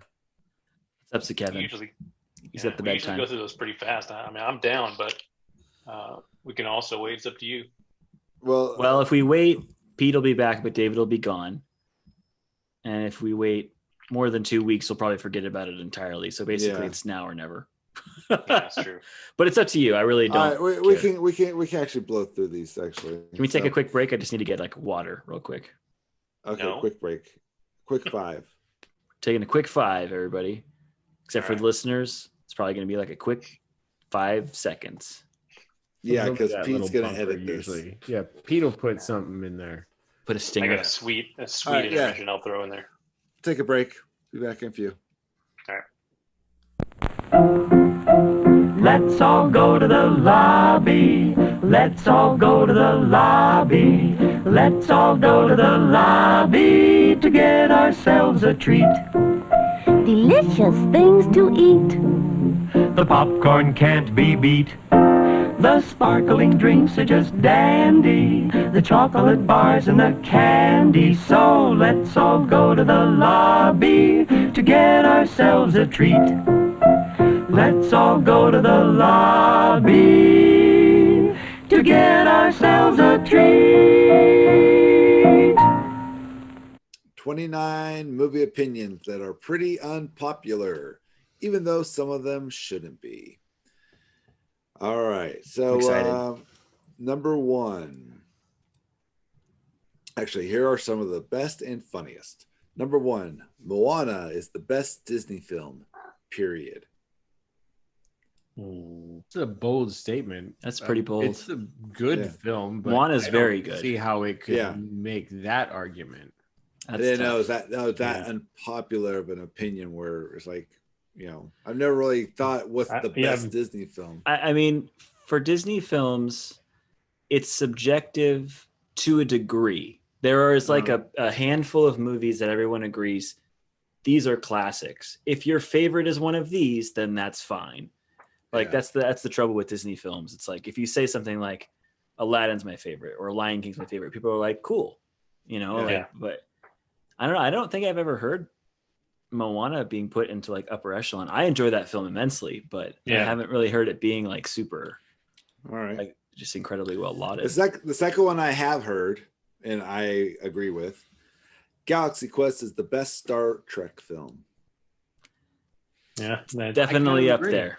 Yeah, definitely up there. I agree. Yeah. Number 3, I think the Star Wars sequels are good and are, in my opinion, better than the prequels. I would agree with that. Yeah. I don't think they're. I know they're messy. I know they're not well planned. Yeah. But the prequels are just. They're shit. Worse shit. Like they're so bad. Yeah. Like I don't understand how people can even argue against this. Yeah. Like there are so many people who grew up watching them as kids who will swear that they're fantastic for the same reason. Yeah, but that whole generation of us older guys all will swear that the original trilogy is fantastic because we grew up watching them a shit ton as kids. So, but I can watch the original trilogy now, and yeah, the acting is a little dated and the special effects are a little but they're still good movies. Like, and the prequels to me, they never have been. The special effects from the original trilogy holds up better than the special effects from the prequels. For sure. Yeah. It's just all the green screen stuff looks like crap. I like the sequel age. Trilogy. I like the sequels. I just wish for the most exactly like JJ came out and said that they should have planned it better. That was their biggest problem. They should have planned it better, and they should have not put their tail between their legs so much on Rise of Skywalker because they had to retcon so much that made that movie an absolute disaster. Like there were still cool moments, but just the fact that they were just trying their hardest to backpedal on so much at once, it was just like, that is not going to work, dude. Like, but Force Awakens is great. Like, some people will say it's derivative, but it's a fun, good movie, and I love Last Jedi. I know that's incredibly divisive, but yeah, there's no argument here. Regardless, like the prequels are fucking shit. Like they're so bad. Anyways, only 27 to go.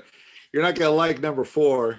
I knew it would come up at some point or another. DC is better than Marvel. Is that what it says? Nope. That's right up the alley. We're on number 3 though, right? Y'all, no, this is number 4 now.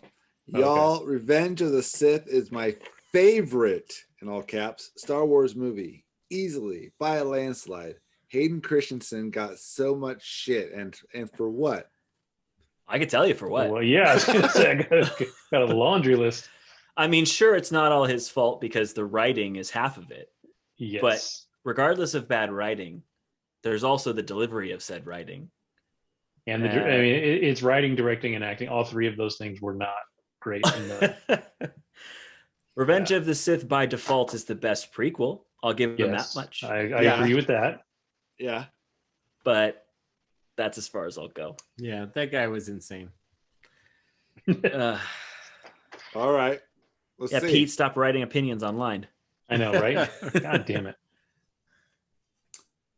Number 5, Batman and Robin is the most underrated and undeservedly hated film of the franchise. I actually just saw this posted somewhere the other day, and I was like, That's just a troll, like trying it has to be, right? 100%. There's no one on earth that honestly believes. You know what? I wonder if Pete wrote that because the quote under it says it's brilliantly campy and fun. If it said cheeky, then I would know it was Pete. All right, number 6. I don't even remember which of the 2 horrible ones Batman and Robin is, as opposed to which one Batman Forever is. Like, which one's Kilmer, which one's Clooney. They're equally horseshit. Like, it doesn't really matter. No. I think Batman Clooney is Forever, Batman and Robin, and it's the worst of all. Isn't that the one? Yeah. I thought that was the one with the bat nipples. They both had bat nipples. That is. Yeah. No. I don't know if Batman Forever had bat nipples, but they both did for sure. But I could definitely watch Batman Forever before I'd ever think about watching Batman and Robin. Well, that's what I'm saying. Batman and Robin is hands down the worst one. Yeah, absolutely. Yeah. Clooney's even said that. Yeah. Well, yeah. I mean, they're both bad, like for sure. All right, number 6. Broke Moving on that. from DC. Fuck off. Number 6. I hope you're listening. I don't like all of M. Night Shyamalan's movies, but people seem to universally hate Lady in the Water, which I found to be a really lovely and sweet movie, and The Village, which I loved. I really like The Village.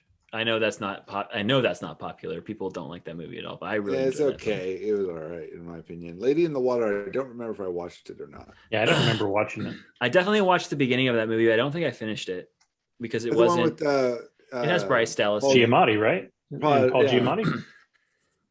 I feel like Bryce Dallas is the Lady in the Water. Yeah. Spoiler. It's on the poster. After Signs, I gave up with M. Night Shyamalan. Signs gets a lot of shit too. Swing Away. That movie sucked. I thought that Swing Away. Signs was fine until it was a fucking sprinkler that Wait a took down second. goddamn aliens.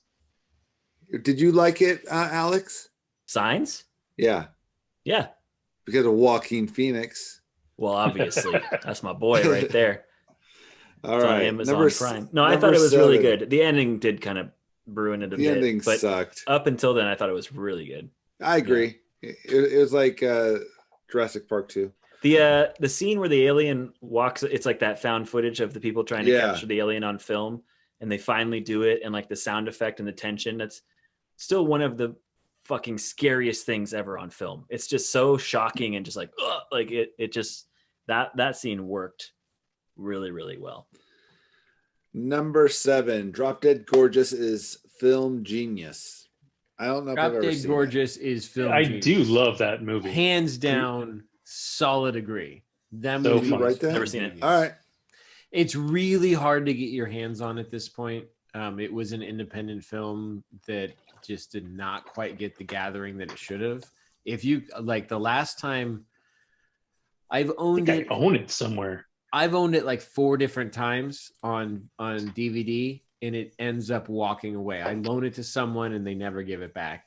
I keep having to rebuy it. So Drop Dead Sounds like you Gorgeous shouldn't lend that out anymore. Yeah. No, I agree. Just get it on Of digital. course, you can't get it iTunes. digitally because I would just have it that way if I could. You can't get it on iTunes? Mm-mm. Wow, that's Wow. crazy. No, but it's got like Amy Adams in it. It's got Kirsten Dunst. It's got like Ellen Barkin. Yeah. Denise Richards. Denise Kirsten Richards. Dunst. Yeah. It's got a great cast. It is super funny. It's in a mockumentary style. It's about a beauty pageant in flyover country. I don't even remember where specifically. All I remember is one of the lines that I always remember is something catches fire, and she's like, "It was made by one of my father's many Mexican workers." That's So a Denise funny. Richards line. It is on iTunes to buy for $12.99. Oh, you can buy it now digitally. Dope. I'm Is this gonna the right buy it. one? That's This not can't it. be the right one. This is not it. That's not. This is from 2011. That's very disappointing. That's a lie. Yeah. Well, it's a damn fine film. So It is. that is one I would agree with. Comedy gold. Yeah. Okay. All right. Well, then moving on. Okay. I don't know about this one. Frick, man. Foreign movies with subtitles are where all the good content is. If you refuse to watch a movie because you need to read the subtitles, you're missing out on a lot. I will That's agree with just- the second half. That's just factual. Yeah, the second Yeah. part's Yeah. just factual. Okay. Yeah. Okay. Yeah, Then it doesn't there is do a lot the of good best. there is a lot of good movies from Yeah. overseas and shows and stuff, but you know. Number 9. Okay. Great. I honestly find the live action Cat in the Hat movie hilarious. Never watched it. Never watched Never it. saw it. I just heard it got panned, but yeah, I never watched it. Number 10. Number 10. Frozen 2 is better than the first movie. This Alex, is the would you reason agree? this is the reason that you have no, they're both shit, but the second one's so much worse. Like they're oh my god. No. I never even saw the second one because I disliked the first one. Yes. Alex found That's his, right. his You weren't on brethren. the show when they gave me shit about this. No. I have an ally. Yes. It's Yeah. not good. It's not good. Number 11, Into the Spider-Verse is better than most live-action superhero films. That's a fact. Agreed. Yeah. That's a fucking fact. Yeah. Yeah, that movie's phenomenal. I don't think that's controversial in any way. Nope. Everyone who's seen Into the Spider-Verse says precisely that. I used to work with a guy who seriously thought, it wasn't a joke, this was genuinely his mindset, that Spider-Man 3 was the best Spider-Man film ever made. Do I know this person? You probably do. I'm not going to say his name, but yes, probably. Okay. I'll text it to you. Yeah. Number 12. I liked Russell Crowe as Javert. That's what Javert. Les Mis. Oh, Yeah. Javert. Oh, He was not good. He was not good as Javert. Javert. He couldn't sing. Javert. Yeah. That was Right, definitely not the best production of Les Mis. I'll tell you that right now. No, it was not. Is that the one with Anne Hathaway? Yeah. Number 13, Valerian and the City of a Thousand Planets is an incredible fever dream of a sci-fi movie. Didn't even need to finish that sentence. Nope. Yep. Yep. No. That movie is a shit show. Pile. Okay. Bantha Poodoo. Never watched it. Number 14, Donnie. Yeah, number 14. 10 out of 10. Donnie Darko is my favorite film of all time and brings me so much comfort in times of stress. I don't know about I know all a lot of people who would subscribe to that. That's an incredibly personal opinion, but it is a good movie for sure. Yeah, I want to kill somebody. I guess something that I've never seen it. You've never seen Donnie Darko? Yeah, it is a good movie. Don't watch the extended cut. It actually ruins the film. Really? Okay. Yeah. I don't think I've seen that. I haven't either. I've only ever seen the original. The original is the only way to watch it. The extended cut tries to explain more. Like that scene with Frank and Donnie that's like maybe a couple minutes long is like 5 minutes longer with like a bunch of exposition that like tries to explain things that like one of the strongest aspects of that movie is like people's interpretations of what certain things mean. Yeah. And it takes a lot of that away. So I don't recommend the extended cut. Definitely just watch the original. I also like that movie because it like for the majority of the movie, it feels like a horror film almost. Yeah. And at the end, you realize that it's not at all. Like it's definitely creepy. Yeah. That's number 15. Kevin Costner's Robin Hood, Prince of Thieves, is the perfect ratio of fantasy epic campy fun. I kind of agree. Enjoy that movie a lot. I think that's a damn fine I like film. it. Yeah. I have seen it, but it's been a very long time. But I remember liking it when I was a kid. Alan Rickman always makes it, so. Always. All right. Number 16. The Phantom of the Opera movie is actually a pretty good movie. No, it's not. I mean, that was a miscast. I mean, Emily was a perfect casting, but the Phantom, who was it? Was Gerard Butler? Oh, fuck. Oh. I never saw it. I detest this is opera. Kicks her into the lake. Yeah. Number 17, The Princess and the Frog is seriously underrated movie that doesn't get the love it deserves. I'd agree with that. Full agree. Yeah, that's a damn fine film. I haven't seen that one. I've always wanted to. Oh, it's good. Yeah, I like it a lot. It's pretty good. I think it's a little bit like of a sour note because it was the first film with a like person of color as the princess. Yeah. And then for 80% of the film, she's a frog. So it's kind of like, but I don't know. I thought it was fine. It's a decent film. I like the characters. The Shadow Man. Shadow Man is cool. Yeah, Shadow Man is very, very cool. His whole vibe and his voodoo smoke magic and shit. Yeah. That was cool. Here we go. Oh boy. Oh boy. Maybe this is just the bisexual in me, but I don't know why people dislike the new Charlie's Angels so much. I don't think any of us here actually watched it, unfortunately. I don't. I even One meant with to when it was Jasmine, Kristen free Stewart, with and the other HBO. chick. And the other one, yeah.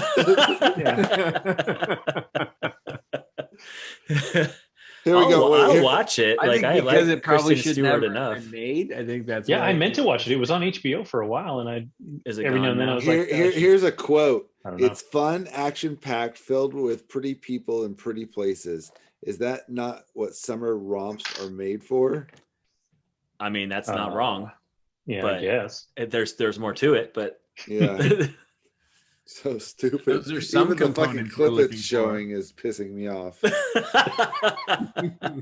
I'll watch that. All right. I'll land on the sword for that one and give it a watch and report back if you guys want me to. All right. If you know what, if you find where it is, I'll watch it in the same week. There you All go. right, number 19. Armageddon is a fantastic movie. It seems to have become a movie people love to hate, and I don't know why. It has everything I want in a movie: action, comedy, a love story, and a great Aerosmith song to boot. Look, I don't hate Armageddon as much as some other people, but it's not a good movie. I don't hate Yeah, it, but yeah, it's I don't- certainly not good. I don't hate it either. I do hate that Aerosmith song though. Just want to close my eyes. Yeah, that one. Because it's a creepy ass song that he's singing about a dude trying to bang his daughter. That is Yeah, kind of right? a weird part. I liked Deep Impact more than Armageddon. Agreed. That was Yeah. the Impact's a the- better film. I That was actually the never era saw of- Deep Impact. Yeah, Deep It's not Impact was bad. pretty good. That was the era of clashing themes. Like there was Yeah. Armageddon, Deep Impact, and then there was the volcano one, and then that was the same like volcano one in LA. I don't remember the names of those ones. Yeah. There was another movie that released that was like something else. It was just like, man, they're Yeah, it was fighting like over the box 3 years office. in a row. There was like Yeah, the same Yeah. movie but different. yeah. Yeah. Deep Impact is really good. It's much more realistic, I think, is probably Yeah, the Elijah thing that's- Wood. Yeah. Morgan Freeman, right? Morgan Freeman plays- as he's the the president. president. He was Yeah. dope. Had like Lily Sobieski and some other. It was good. Yeah. I liked Deep Impact a lot. Armageddon is, and we need to say nothing more, a Michael Bay film. Yeah. That is very true. That was off of the tail of him making okay films, though, like The Rock. The Rock is Mhm. the only okay film, I think. Yeah, it's the only okay one. I like the first two Bad Boys films, but you take them for what they are. I mean, they're Bad Boys films. Yeah. Is that on the wheel? That should be on the wheel. He's upset. You can tell he's upset. Number 20.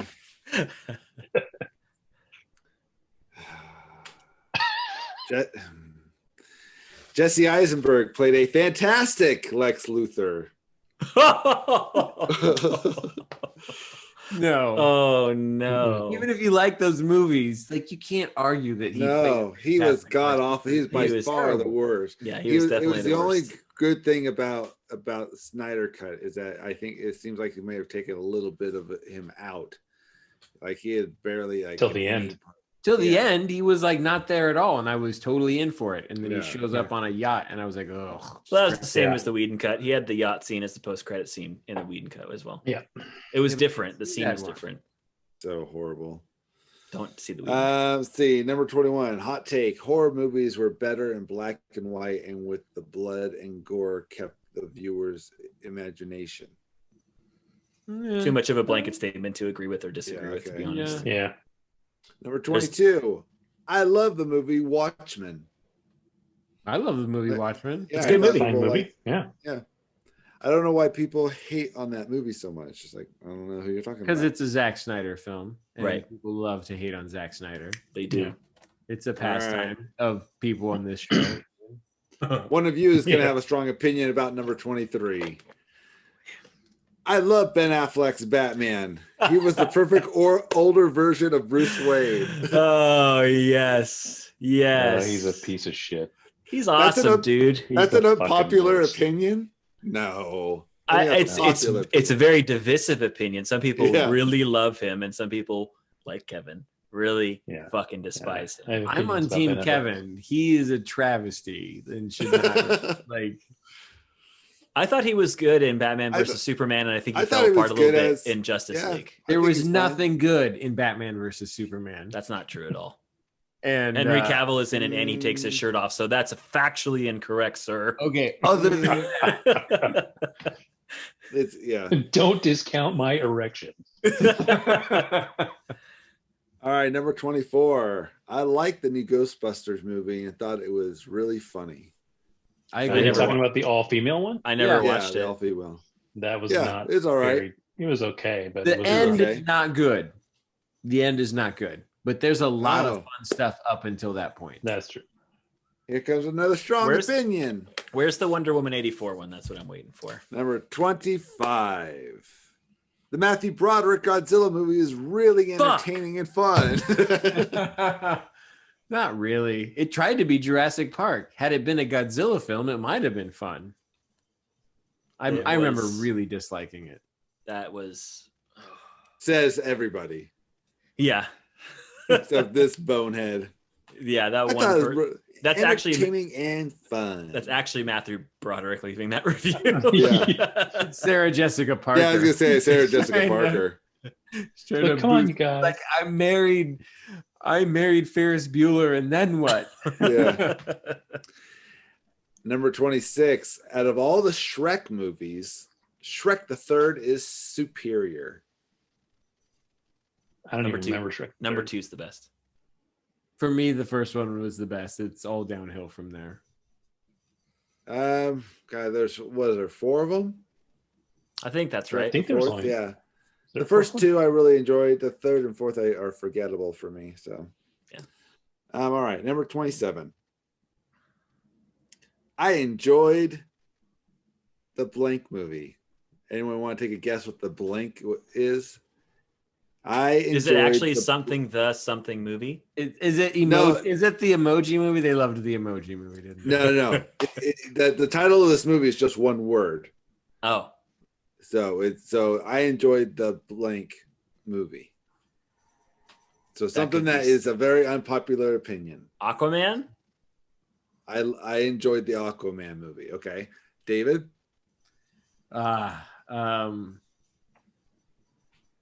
I can't think of anything. The Mummy movie. Okay. Kevin. I was going to say that if it's just one word, I don't know. I was going to say Wonder Woman, but I don't know. Give you a hint. We've been interrupted by it a couple times on this episode.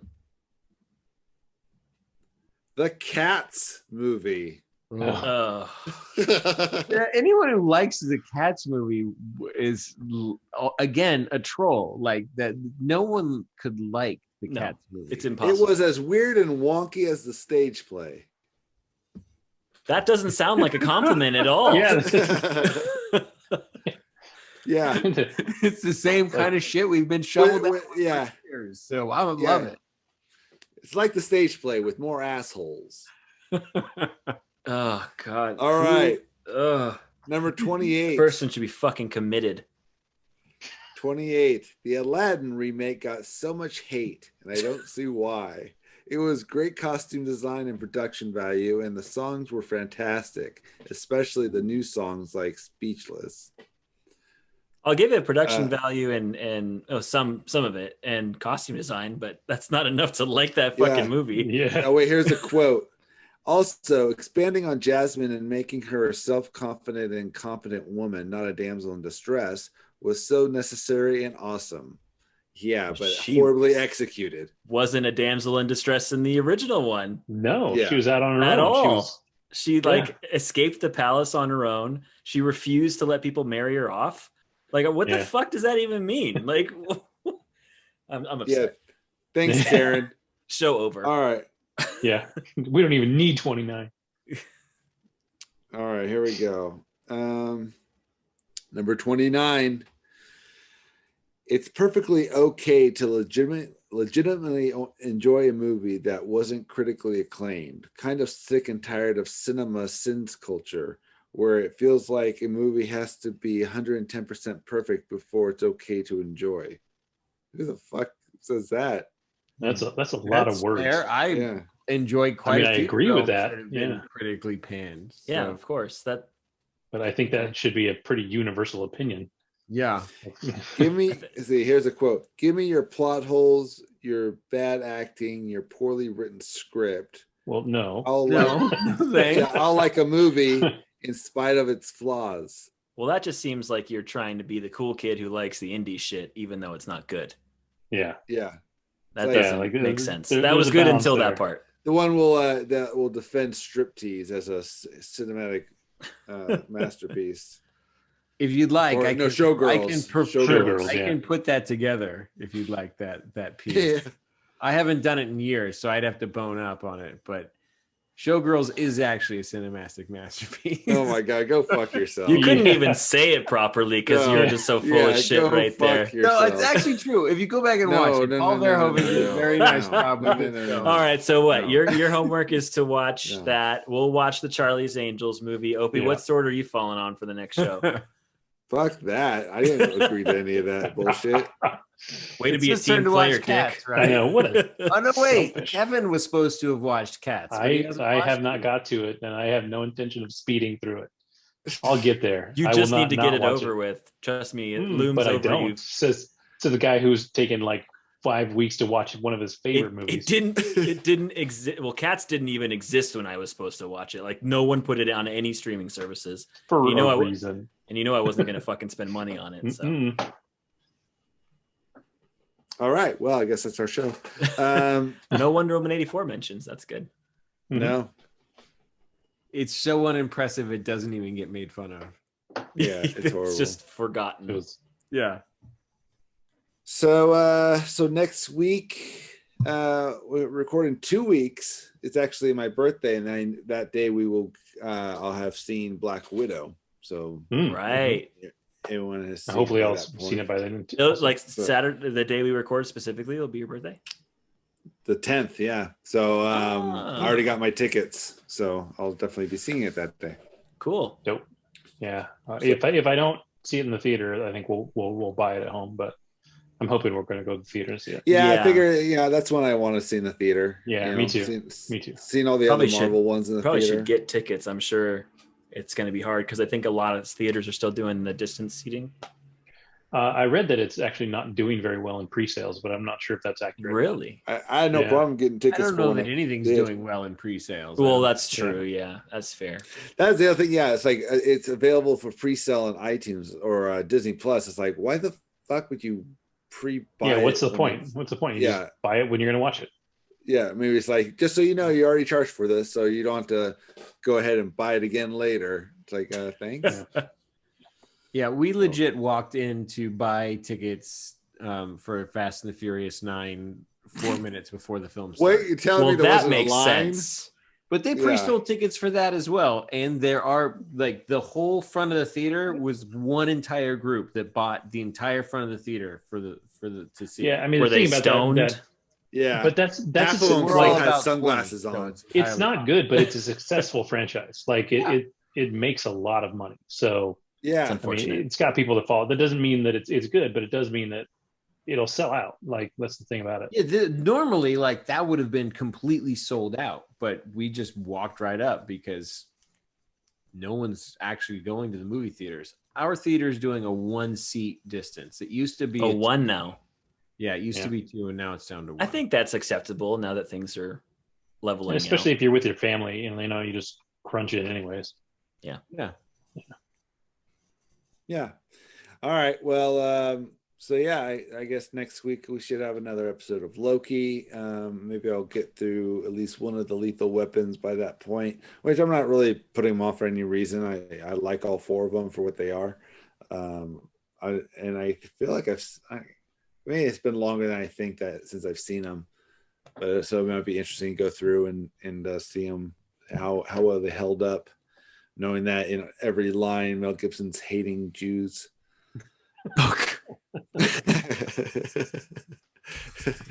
See if it holds up now. Jesus Christ!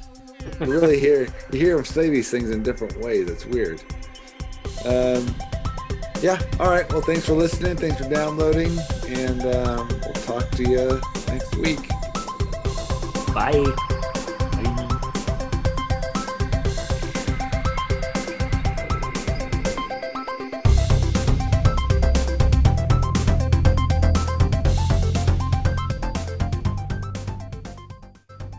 Kevin, you're muted. I was. That I had to walk away while everybody else walked away because David's kids were staring me in the face. Oh yeah. Creepy ass shit.